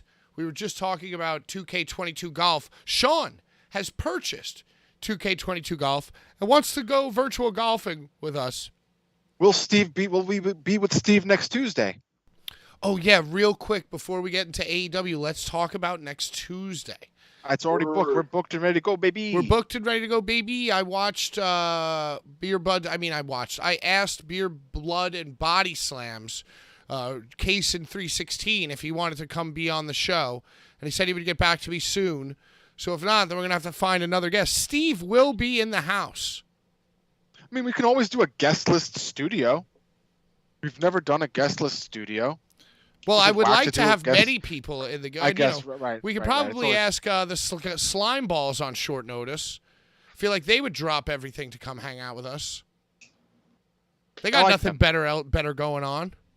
That guy listens to cool music. We should see if Mittens is free. Remember, Mittens said he's down to, and I think it'll be cool to hear why is John Wayne always beating the hell out of him? Yeah. Maybe we should reach out to Mittens, see what's up with him. Maybe John Wayne will come on and just beat up Mittens on the show. I'm all for it. I heard Sean was telling me Akira lives in New York. We should maybe get Akira on our show. Wow, from uncucked to undeniable. We couldn't speak of his cucking and uncucking. Maybe we could. He's uncucked, so we gave him a chance. You know what I mean? Well, did he get his car repaired? I don't know. He doesn't talk about it much anymore, and that's why another reason he was uncucked. What's Jimmy Lloyd up to these days? What's up with Jimmy Lloyd? Jimmy Lloyd, basically, Steve, real quick, last weekend, Matt Cardona and his now wife, Chelsea Green, renewed their vows live as the main event of a wrestling show. And Jimmy Lloyd came out in a tuxedo T-shirt as the ring bearer and then realized that he lost the ring. So they yelled at him, and he sauntered off. And that's the last thing that I saw. Jimmy, he was actually, do you guys know Deathmatch Down Under? The Australian shit? Yeah, I heard about it. They did something recently. It was a couple of weeks ago, and Jimmy Lloyd was the only American participant. No way. Yeah, but he didn't win, but he was in it. That's dope, though. He wasn't the only American, but he was the only non-human being. Right. Because he's a different boy. Yeah. Exactly. I know. I understand. Wow, Mittens is still part of the team. Hey, Daniel, real quick. Oh, Ahmed Johnson, I had that one. Real quick, Daniel, just want to tell you that if you want to watch, I recently got a comment on the YouTube of the Joey Janela on the Run interview from 2016 October, and the comment was, "This is the most underrated video on all of YouTube." And Joey Janela throws a hot dog bun the length of a room, and it hits Mittens right in the head. And if you haven't seen that video, please go check it out. That's early Bullies. Very, very, very early Bullies. That's very funny. Yeah. So let's get to it. The most important topic of the whole entire week. Yes, and possibly containing one, if not two, of the cucks of the week. So CM Punk last week, 2 weeks ago, CM Punk came out at the very end, surprised the world that he's back and he's coming for the Jon Moxley title. Jon Moxley gave him the middle finger, blah, blah, blah, right? Did a Scotty 2 Hottie hop. He did a Scotty 2 Hottie hop without the worm. To show his foot, to show that his foot was okay. Oh my God, Young Jimmy T with another 5. That was my comment, by the way. Young Jimmy. Yo, Jimmy T just won. Jimmy T just won himself. He just won himself both. Yeah, just give him both. The card and the Frisbee. You know what you could do? You could put that card in a sleeve, put it on the inside flap of the Frisbee, then wrap it in something. That's exactly what I'm going to do. Yeah, I ship things immaculately. And it's actually funny because Jon Moxley is the GCW champion. And so it works out. Loves to play Frisbee, maybe. And he loves Frisbee. It's his sport of choice besides wrestling. Look at that. Would you look at it? We just need your address. Just give us your address and we'll get it right to you. All right, so I'm going to explain to you guys in detail what happened to open up Dynamite last week, okay? So CM Punk came out to open the show. He came out. I don't remember if he had the world title or not. He did, I believe. Did he? He did. Humongous. He had the humongous world title, and he cut a promo that I feel like on paper, he thought he was like Stan. He was like, 3, 2, 1, numbers, 0.1, 0.2, 3, and all around the world. Fucking numbers, So it was pretty cool because he's like, he's not even the third best guy in his own group. Eddie Kingston's the second best Kingston I've ever worked with. It won't be the first time I beat a guy named John in Chicago for the world title. Blah, blah, blah. He did all this whole promo. I broke my foot. But before the promo, he basically called out Adam Page. Now, did you guys pick up on this in the moment? Was it obvious to you in the moment? Sure. It seemed pretty obvious to me. It was very strange. He was hot. But yeah, he wanted to talk about what didn't matter. Yeah, what didn't matter. Like, so it's like he didn't accidentally bury this guy. He went out of his way to make every word bury him. He broke every don't bury the guy wrestling rule that you would have. Let me just talk about something that's not important. Hey, come out right now. You didn't come out? You're a coward. You're a coward. Coward shit. Cowboy shit. That's coward shit. Yeah, CM Punk's so lame, dude. He reminds me CM of Michael Douglas in the movie Falling Down. Horrible. Ugh. He's just a crybaby. Everything bothers him. He's just not a happy person.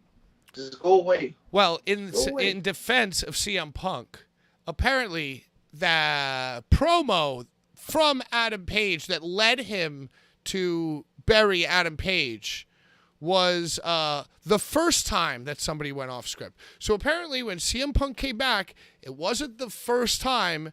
It was a receipt. It was a receipt, apparently. Yeah, right. Great. Yeah. So because Adam Page, and I think this is the problem with letting all these guys write their own shit.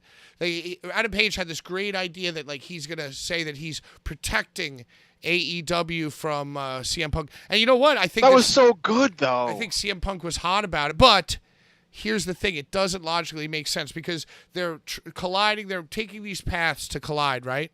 Yep. And the story is one thing. It's just that CM Punk's Adam Page is the best, CM Punk is the best, and they're gonna fight, right? If they were gonna make the story about Adam Page protecting AEW from CM Punk, the stars would have had to align differently before they got on that path, right? CM Punk maybe would be a bad guy, or maybe Adam Page would be a bad guy. He turned the story into that the week before the show, just because he was turning a shoot into a work, brother. Wanted the business for himself, as they say. Yeah, so CM Punk was hot. But they're letting him write they're letting them write their own shit. So what do you expect the fucking guy to do? I still think that write your own shit means talk to the other guy about what you're gonna. Yeah. Yeah. All right. Adam Page. That's fair. That's fair. Good. Yeah, Adam Page Sonny dazed him. Apparently. And then so CM Punk was really upset. So he Sonny dazed him right back. I mean, I thought it was funny as fuck, dude. I'm not gonna say that I didn't think it was funny when he said it's not cowboy shit, it's coward shit. I felt that shit, and I thought it was funny. And I mean, what is he even doing? What is Hangman Page even doing? He's coming out in butterfly pants. Yeah, that was very odd.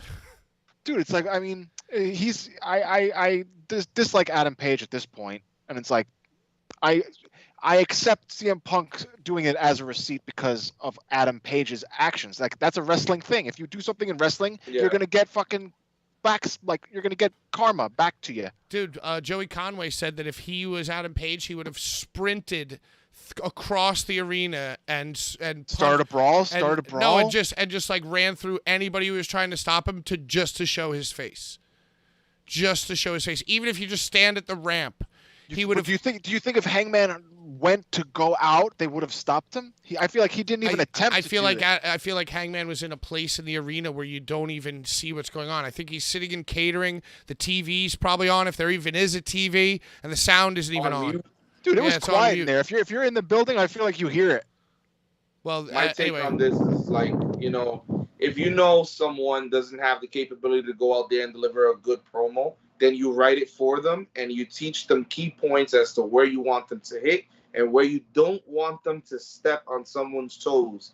They allowed Hangman to do that. And if they don't do work with them where they see where they're standing before they go out, then they're just going to make fools of themselves. He went out there, he made a fool of himself. And what happens? He got heat for it from Punk. But it's like, at the end of the day, if you can see this guy, he doesn't meet that criteria where you're trying to have him meet you, then help him. Why put him in such a situation like that? Well, Who knows what's going on in the back? But that's just like, bro, you've been doing this for so long. Like, Papi, hang it up. Stop. Nobody cares. Yo, I think that honestly what happened is CM Punk came in, got to choose who he would work with. Maybe he got to choose that he's going to beat. Maybe he even got to choose that he's going to beat Adam Page. But you know what? It's not really a choice, man. Even if CM Punk walks into Tony Khan's office and says, I should be the champion, what are you going to say? He's got the highest rated guy. Right. He's the highest T-shirt seller. He literally he should be the champion, right? So he's beating CM Punk tomorrow. Oh, well, he's beating Jon Moxley. He's beating Jon Moxley tomorrow. Regardless of that, the point is that CM Punk, I think is a little bit justified because it's like, hey, I'm trying to like help this guy out. Yeah, I'm going to take your title, but a program with me is overall a good thing. Just like Bryan but you know, it's interesting because Bryan Danielson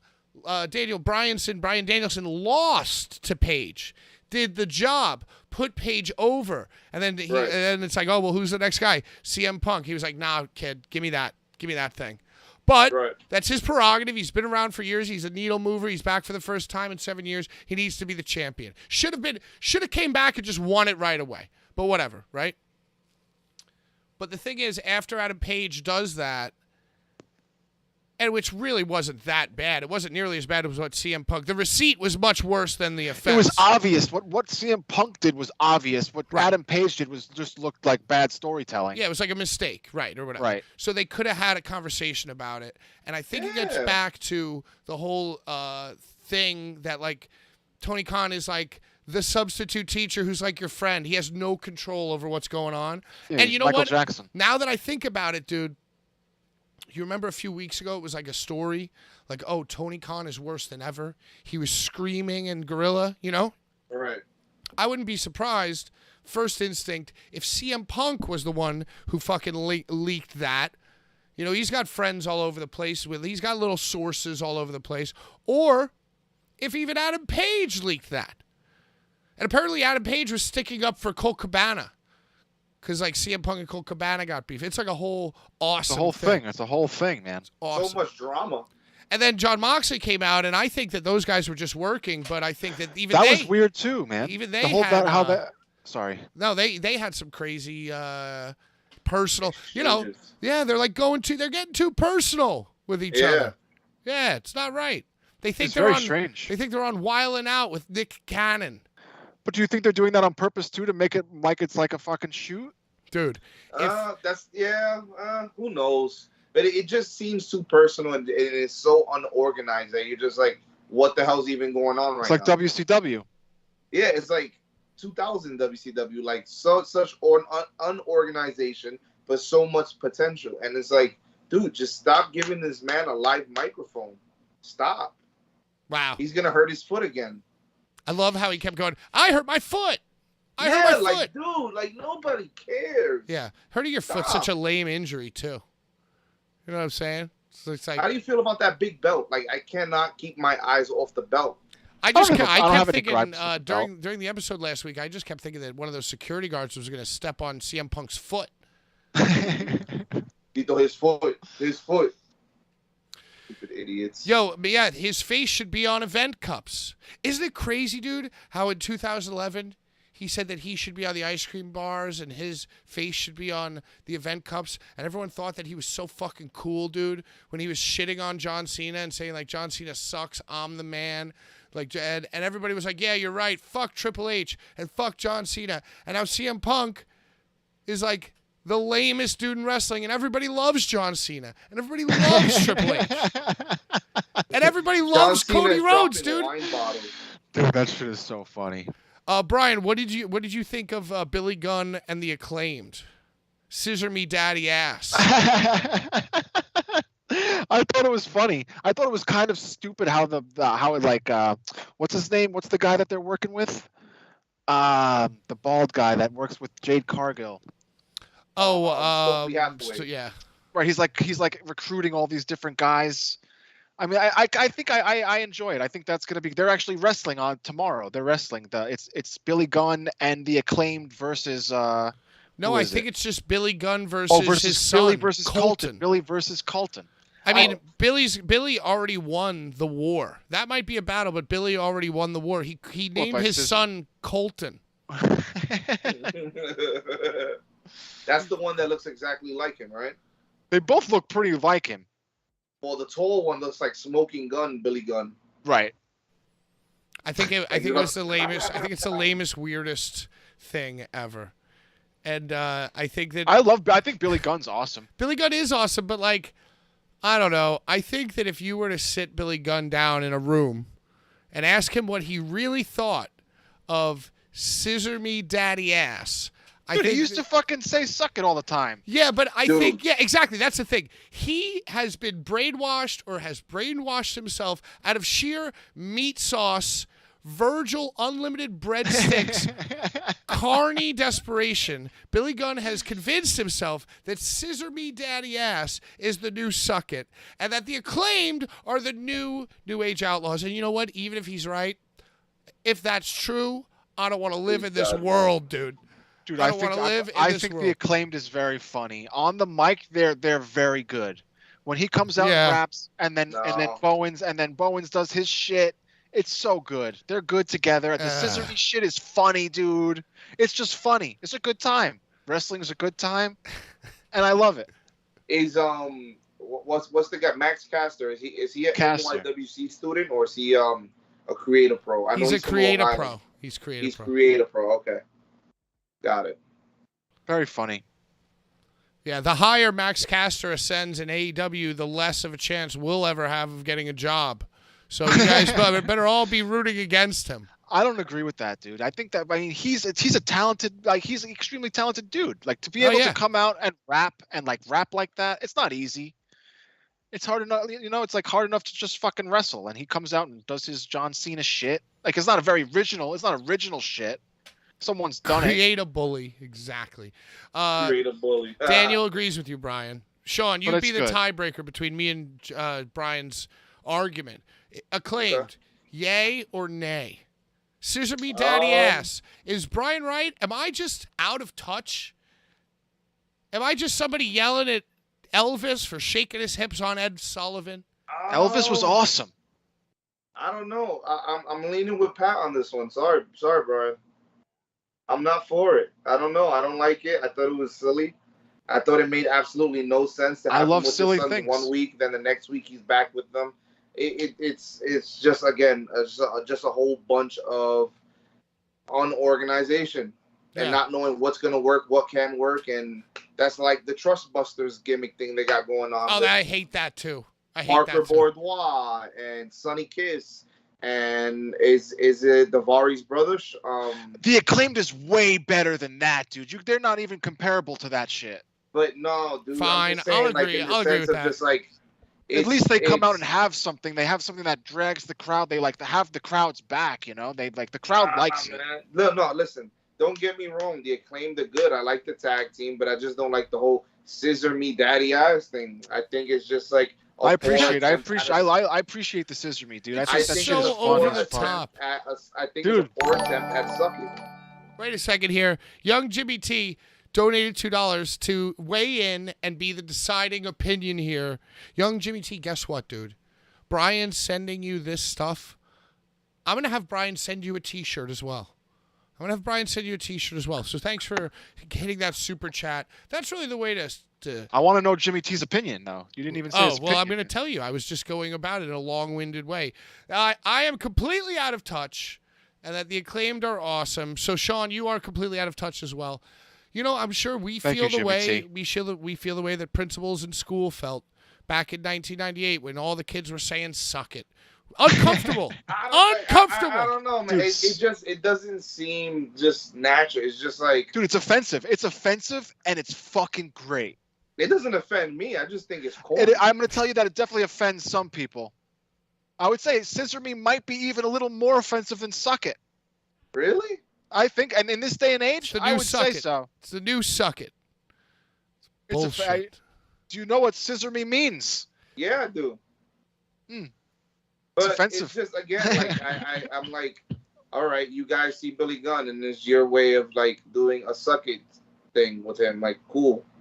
This generation needed their Suck It, dude. Bro, but they did Every generation needs a Suck It, and it can't bro, just be listen. Suck It. Listen, man, I'm going to say it again. It's unoriginal. Why they did the freaking dumpster spot, the New Age Outlaw dumpster spot? It's unoriginal, bro. Listen, I'm sorry, actually, like, All I spot, think any they're great ta- I spot, think they're all great talented. spots are redone. They But they always do go not need back to to do great it. spots. no, Yeah, the they're dumpster redone shit in was the so same corny. company. It was not. Dumpster shit- I agree. I mean, the dumpster spot Dude, was listen not to me real great. quick, bro. It's cool to pay homage, right? But you pay homage in the same company. You don't go do that elsewhere because they did it. Now you look like you're kissing ass. Hey, if you have the blessing from the boy that took part in the spot, then Not both. I'm complete. There were 3 other boys there, bro. Yeah. I bet you they enjoyed watching that spot. Road Dogg I'm saw sure that. they I don't did, think he but was it's tight about it. For me, it's just unoriginal. For me, it's a poor attempt at a Suck It. And call me out of touch. I'm just a old. Well, you know what? school Me and guy. Jimmy T And will Daniel. say that Daniel will say that you are out of touch, and the Acclaimed is going to continue to rise and be awesome. Urka says that the Listen, Acclaimed more are... power to them. More power to them. I'm not saying that they're whack. I think they're great. I think they're like. They're young I boys think finding their I way. think They're young athletically boys gifted. finding They can their hang way. in the ring and they can go. But I think just the scissoring is a poor attempt at a Suck It. And there will never be another Suck It. You know what I'm saying? So just be original. Stay with the microphone. Actually, I'm going to flip-flop. Brian, Young Jimmy, Daniel, Urka, you were all overruled. And you know why? Because Logan's fine. As long of a Bully supporter as Urka, one of the OGs, 28, 29, 30 months of support, says that, you know what, Brian? Shook Crew wasn't an original idea either. And Logan Stein understands the Blvd Bullies versus Shook Crew video, where all the evidence, starting back in 2016, has piled up and condemned Max Caster and his shite, unoriginal behavior. Oh my God, we got another super chat from Jimmy. Half AEW roster tributes WWE and Bret Hart matches. Yeah, I think it's super corny too. Super corny. Why? Because yes, it's nice to see spots that are done. And if you're gonna say about that, then I'm pretty sure you're talking about Cash Wheeler and Dax Harwood. Right. CM doing Punk spots and from the WrestleMania 10 match for the Owen Hart Tribute Cup match. CM I Punk think it's and, cool to do that, and I think it's cool to pay homage, but to do the exact same spots takes away from professional wrestling, and you're showing everybody that you're just doing cool things. That's not original. That's not cool. That's just me. Like, if you're gonna do that, cool. 1 or 2 little spots here and there, but show me what you can do.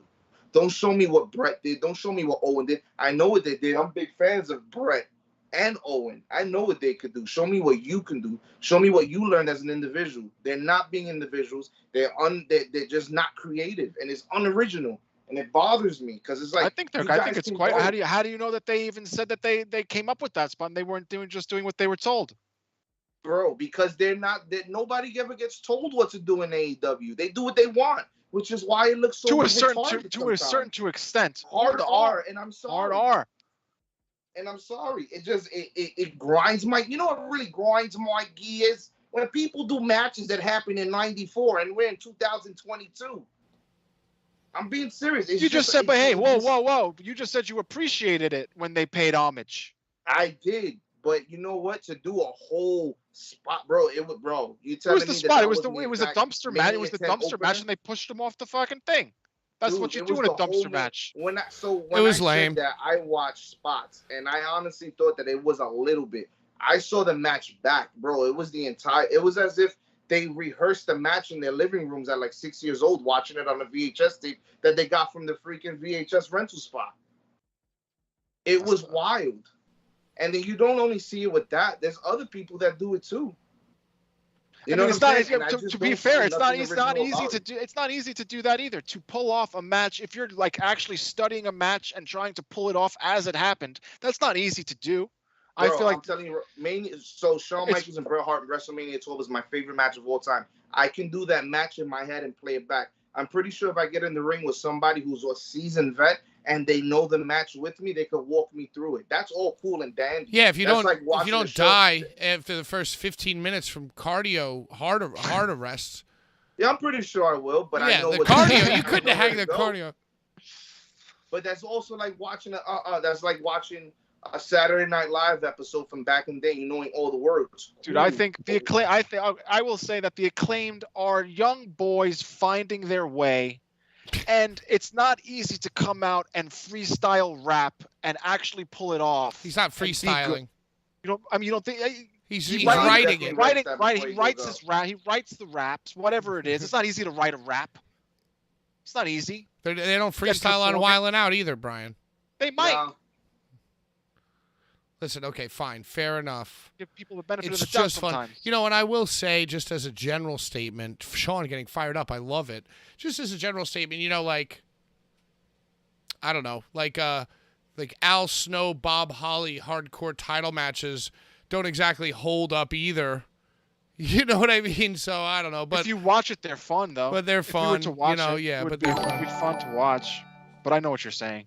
I'd love to see more tribute bra and panties matches, says young Jimmy T.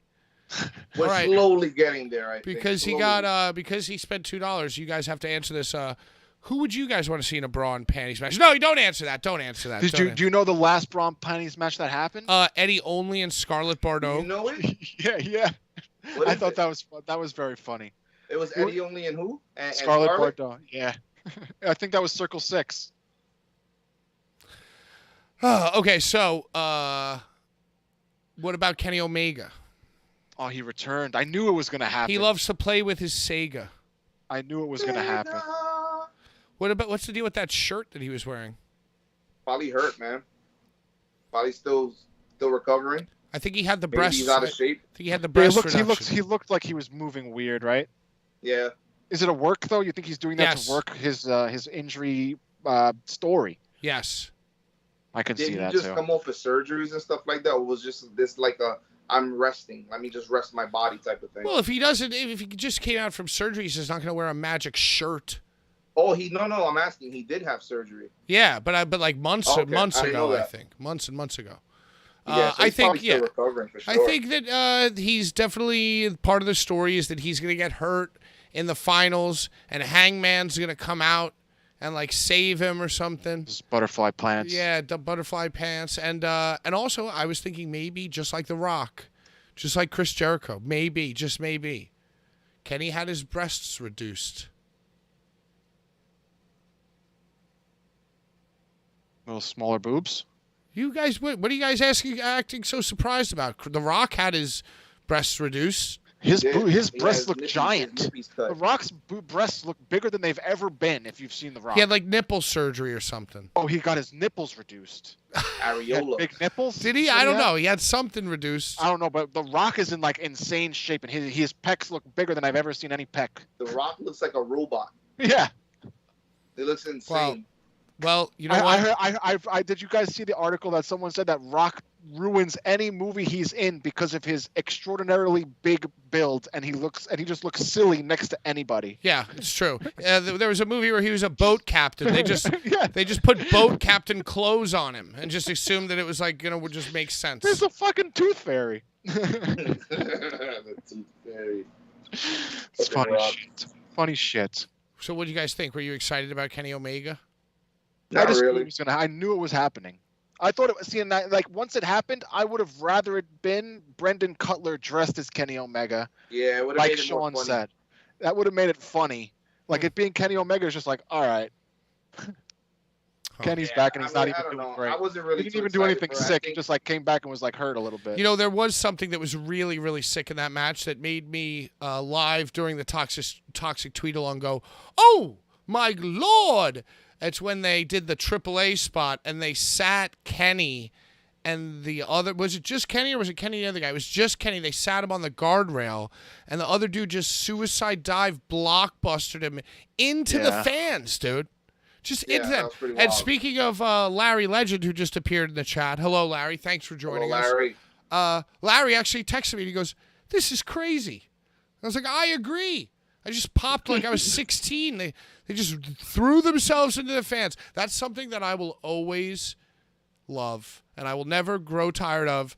Moves into the crowd. Yeah, like I'll get tired of light tubes. I'll get tired of ladder matches. I'll get tired of all the things, but I'll never get tired of somebody just hurling themselves into the crowd.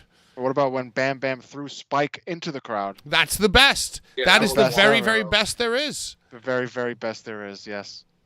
Cool. So yeah, just Someone actually recreated that. I think Shane Mercer just recreated that with someone very small in GCW. So just to wrap up Kenny Omega, he wore a shirt, his breasts, nipples, maybe surgically altered, but either way, back to his normal self, you know, part of a storyline. Areolas. You know, it's like you got to ask yourselves, oh my God, another super chat. Hold on 1 second.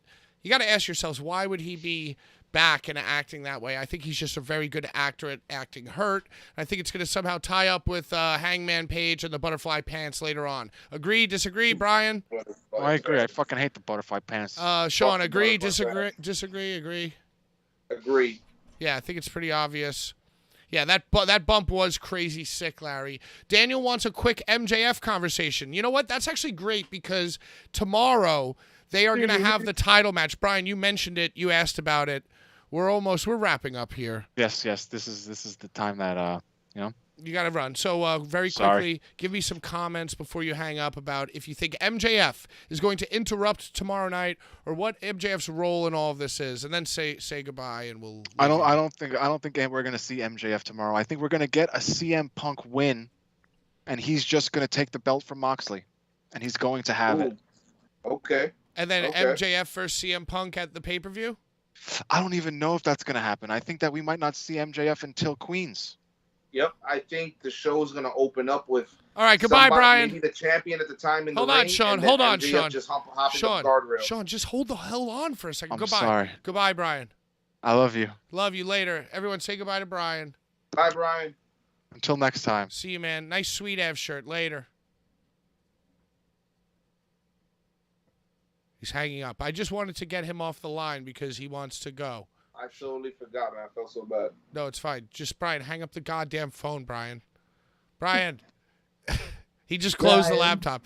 He just closed the laptop. All right, there we go. Sean, hold on. Let's try to resize There we you. go. Let me resize you here. And we'll go for Do it. another few minutes. If right. that's cool with you. We got a lot of great super chats. I want to talk about MJF for Daniel, who is the man. Thank you guys so much, by the way, Daniel, and our new friend, our confidant, the young Jimmy. Hold on, I just want to resize Sean here. I think that'll be a nice little treat for us. Wow, look at that. I look like an IMAX. Yeah, you're like IMAX. I want to. Oh fuck.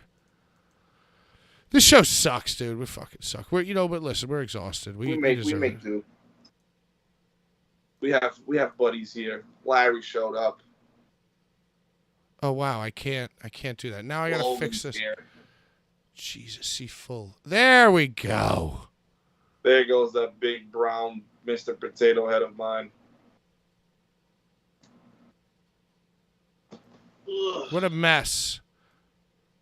Hey, next week we'll be in the studio. It'll be a better show. I promise you. I know it will. It'll be great, man. Promise you guys it'll be a better show. We didn't really prepare. I yesterday spent all day yesterday recovering, dude, from the weekend. The past 4 days were a whirlwind, man. Whirlwind. Yeah, I spent the past 4 days recovering, but we had a great time. So Brian says that he thinks that MJF is going to come back at the tennis stadium. Right. But that's after All Out, right? Yep. See, I don't know. I don't know about that. In the month. So I think that there will be a new champion. I think it's going to be tomorrow. Yeah, I think tomorrow. Wow. I think tomorrow we're definitely going to have Punk leave as champ, and I think he's going to hold it and be just a cocky, arrogant person until then, and people are just going to not like him, and then MJF is just going to disrupt him when he comes out in Queens and opens the show, and everybody's just going to lose their mind. I think that's exactly what's going to happen. He's a hometown boy. I think it's about time. What do you think? Oh, I think you're wrong. What do you think's going to happen? I think that Punk is not cleared to wrestle, and I don't think he's going to wrestle tomorrow. And I think you're going to see some kind of major, we're going to say we wrestled, but then we didn't. And it might be interrupted by MJF. I think that's wishful thinking. I think maybe Punk could turn heel and just say I'm not cleared. Or you know what, dude, you might just, I don't know. I just think he's not cleared. I think he's walking around with a bum foot. And I just don't think, what are they going to have? They're going to have a half-hour match tomorrow night for that title. And Moxley's going to, no, there's going to be some kind of interruption. Something big has to happen. Yeah, that's what I'm saying. If you're saying that he's hurt, I kind of agree with you on that. Well, what's the all-out match? He hasn't really been so physical since he's gotten back. He's only been back 1 week, 2 weeks. You know what I'm saying? So it's 2 shows basically, because Thursday and Friday are the same show. Yeah, so I don't know, man. Maybe you're right. Maybe he does have a bum foot. I don't know, but so where does that leave Mox? Even if he does not have a bum foot and he's ready to go, why would that be the match tomorrow? What's the match for All Out then? Well, what would he need? Who's number 1 contender right now? Dude, it's basically going into All Out. I don't even need to see who the number 1 contender is, because I know that Wardlow has the TNT title and that Jon Moxley and CM Punk are in a feud, and we're about a month away from the pay-per-view, maybe less than a month. And I think that MJF is on the horizon. Right. And I think that basically the title picture right now is CM Punk and Moxley and maybe MJF. Who else? So do you remember where Wardlow said he wanted to face the champion when he got back? Hold on. Before we get into Wardlow, let me tell you this. If they think that tomorrow night CM Punk is going to... If they think that they're going to use a title match schmaz tomorrow night to elevate somebody who doesn't deserve to already be there, then I think it's a huge miss, and they basically look like fucking idiots. If CM Punk somehow turns and the guys in hoods are I don't know, whoever. If it's anybody but MJF, maybe FTR. Maybe if FTR somehow gets involved, but they're already involved with Wardlow. So I think that they're off. Yeah. I think the Wardlow thing's a different universe. So the only one who can really get involved in this title match at the end tomorrow night is MJF, in my mind. Because Kenny and the Young Bucks are doing their own thing, right? Yeah. Christian Cage on a different story right now. Yo, we're trying to sell some pay-per-views, right? So it's got to be either Punk and Moxley or Punk and MJF or a 3-way. I could see a triple threat. Let me tell you something. Punk and Moxley would not make me buy that pay-per-view. I'm not going to buy it anyway, but I'm just saying, theoretically speaking, triple threat. A triple threat, Punk, Moxley, CM that would intrigue me. That would intrigue me. But that's the only thing. 3 different names you haven't seen. And together in a ring. FTR would intrigue me. And I think that now, because Danielson's kind of back, I think that because CM Punk's coming back, I think you got to pull the trigger. WWE's on the rise. You got to pull the trigger. You got to bring MJF back. I feel like they're walking on eggshells right now because they don't know what to expect Monday nights and Friday nights. Yo, and you know what? They miss Cody Rhodes. I hate to say it. Oh my God. That's a 20-minute segment of the show. That's, by the way, that's their presence on that channel.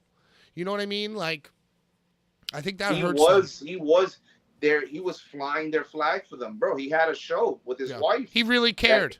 He really cared, and they made him leave. Dude, they dropped the ball with him big time, bro. It's unfortunate that they gave him such leeway, and when it came time to like, okay, we're gonna sign Punk, it's like, okay, we can't give you this much because we want this guy. And it's like, why? But what am I doing wrong right now that I'm not worth that? Yo. He went elsewhere. He got that. Just want to get to these comments before we leave. I think Pat is. This is Daniel. I think Pat is right on the money. As bad as we want MJF, I don't think we'll see him for a long time. AEW is definitely missing though. Max and Cody are BFFs. That's a good point. Okay, so young Jimmy T, I think, hit it right on the head, so to speak. Yep. Brass tacks. Yep. So I like to say. We almost went a whole episode without me saying brass tacks. Hangman DQ tomorrow. Triple threat for title at All Out. Yeah, you're probably right. And you know what? Actually, now that I think about it, I think this whole thing is a work. And that CM Punk and Hangman, it's all cool. They're all fine. There's no real heat. CM Punk is maybe we'll go with it and turn heel. Maybe that's the plan. That might be the surprising part of it, but you're probably right. No Max. I think until maybe even after. If it's not Max for All Out, then it's Max for Double or Nothing. And he waits like the full year and a half, dude. He waits like the full year and a half. The build will be real. What about that? He doesn't wrestle for a full year and a half, and then if he wins his match against whoever, he gets the contract he wants from Tony. And he wins the match and he signs the contract the next night. I just want to see him come back and just like pile drive Tony. I just want to see something. Oh my God, yeah. You know what? That might be a better way to do it. Let Hangman be in the triple threat. That'll be boring anyway, whatever. Hangman's a huge downgrade from MJF. Unless MJF feuds with Tony Khan. Because then I'm locked in because I love Tony's my favorite personality over there. Mm-hmm. And, you know, that is the possibility that it's all a work. All the leaked Tony Khan being disorganized, all the MJF, it's all tied in with the MJF thing.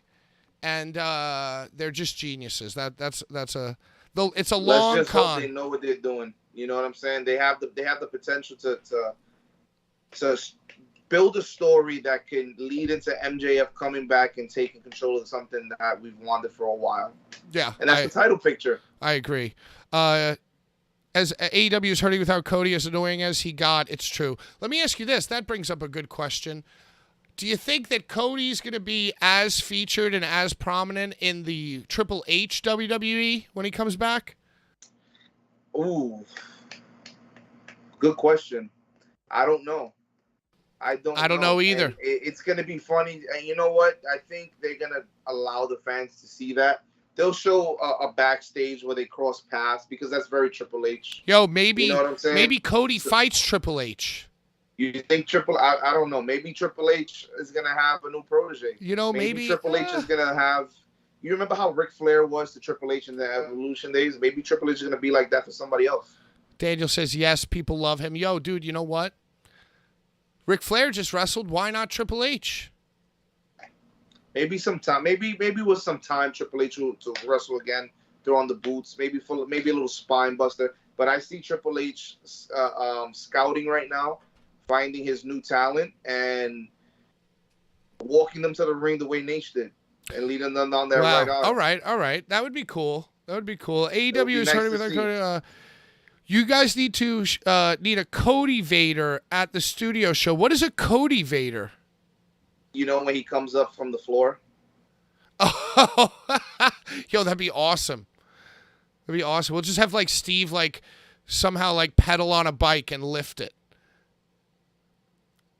That'd be dope. The Wrestling Royal Family. Larry weighs in and says he has to be. Triple H has to treat him as a top guy. Hunter will die if he wrestles anymore. I wonder if Triple H are still doing midnight workouts. Who knows? What else? Who knows? I do know there's a picture of Vince McMahon in Planet Fitness surfacing. So I wouldn't be surprised if Triple H is still hitting the weights here and there. So tomorrow, 8 p.m. during AEW Dynamite on the Blvd Bullies Twitch channel, we do our toxic tweet along where I search and navigate through the news, navigate through the fans' reactions. I basically assume the role of a Tony Khan bot and just retweet really bad tweets. We learn about the wrestling community. Tomorrow night. So we have the sound on for AEW in the background. We watch the Twitter. We put that stuff together. That's tomorrow. Thursday, I believe on Thursday, I'm either going to do New Game Thursday or Sean, I might do this Better Call Saul thing. I might start as early as Thursday because I feel like there's already a timeline out there, but nobody's actually editing the footage, and I think I need to do that. I think I need to do that. So, yeah, that's what's going to happen. What's next weekend? Next weekend, we don't really have anything going on. Maybe a little vacation. How's the move?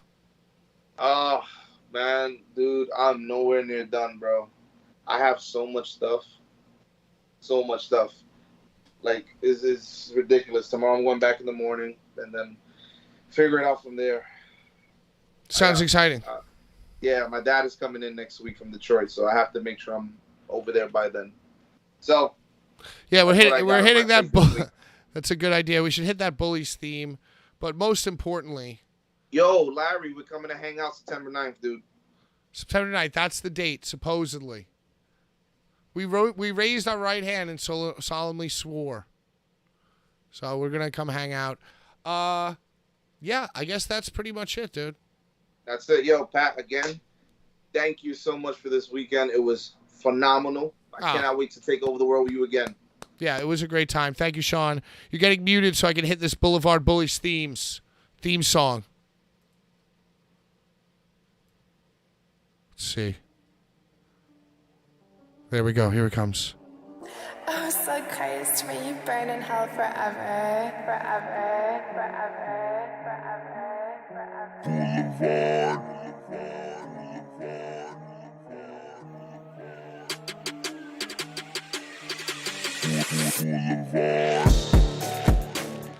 All right, y'all. Thank you so much for watching.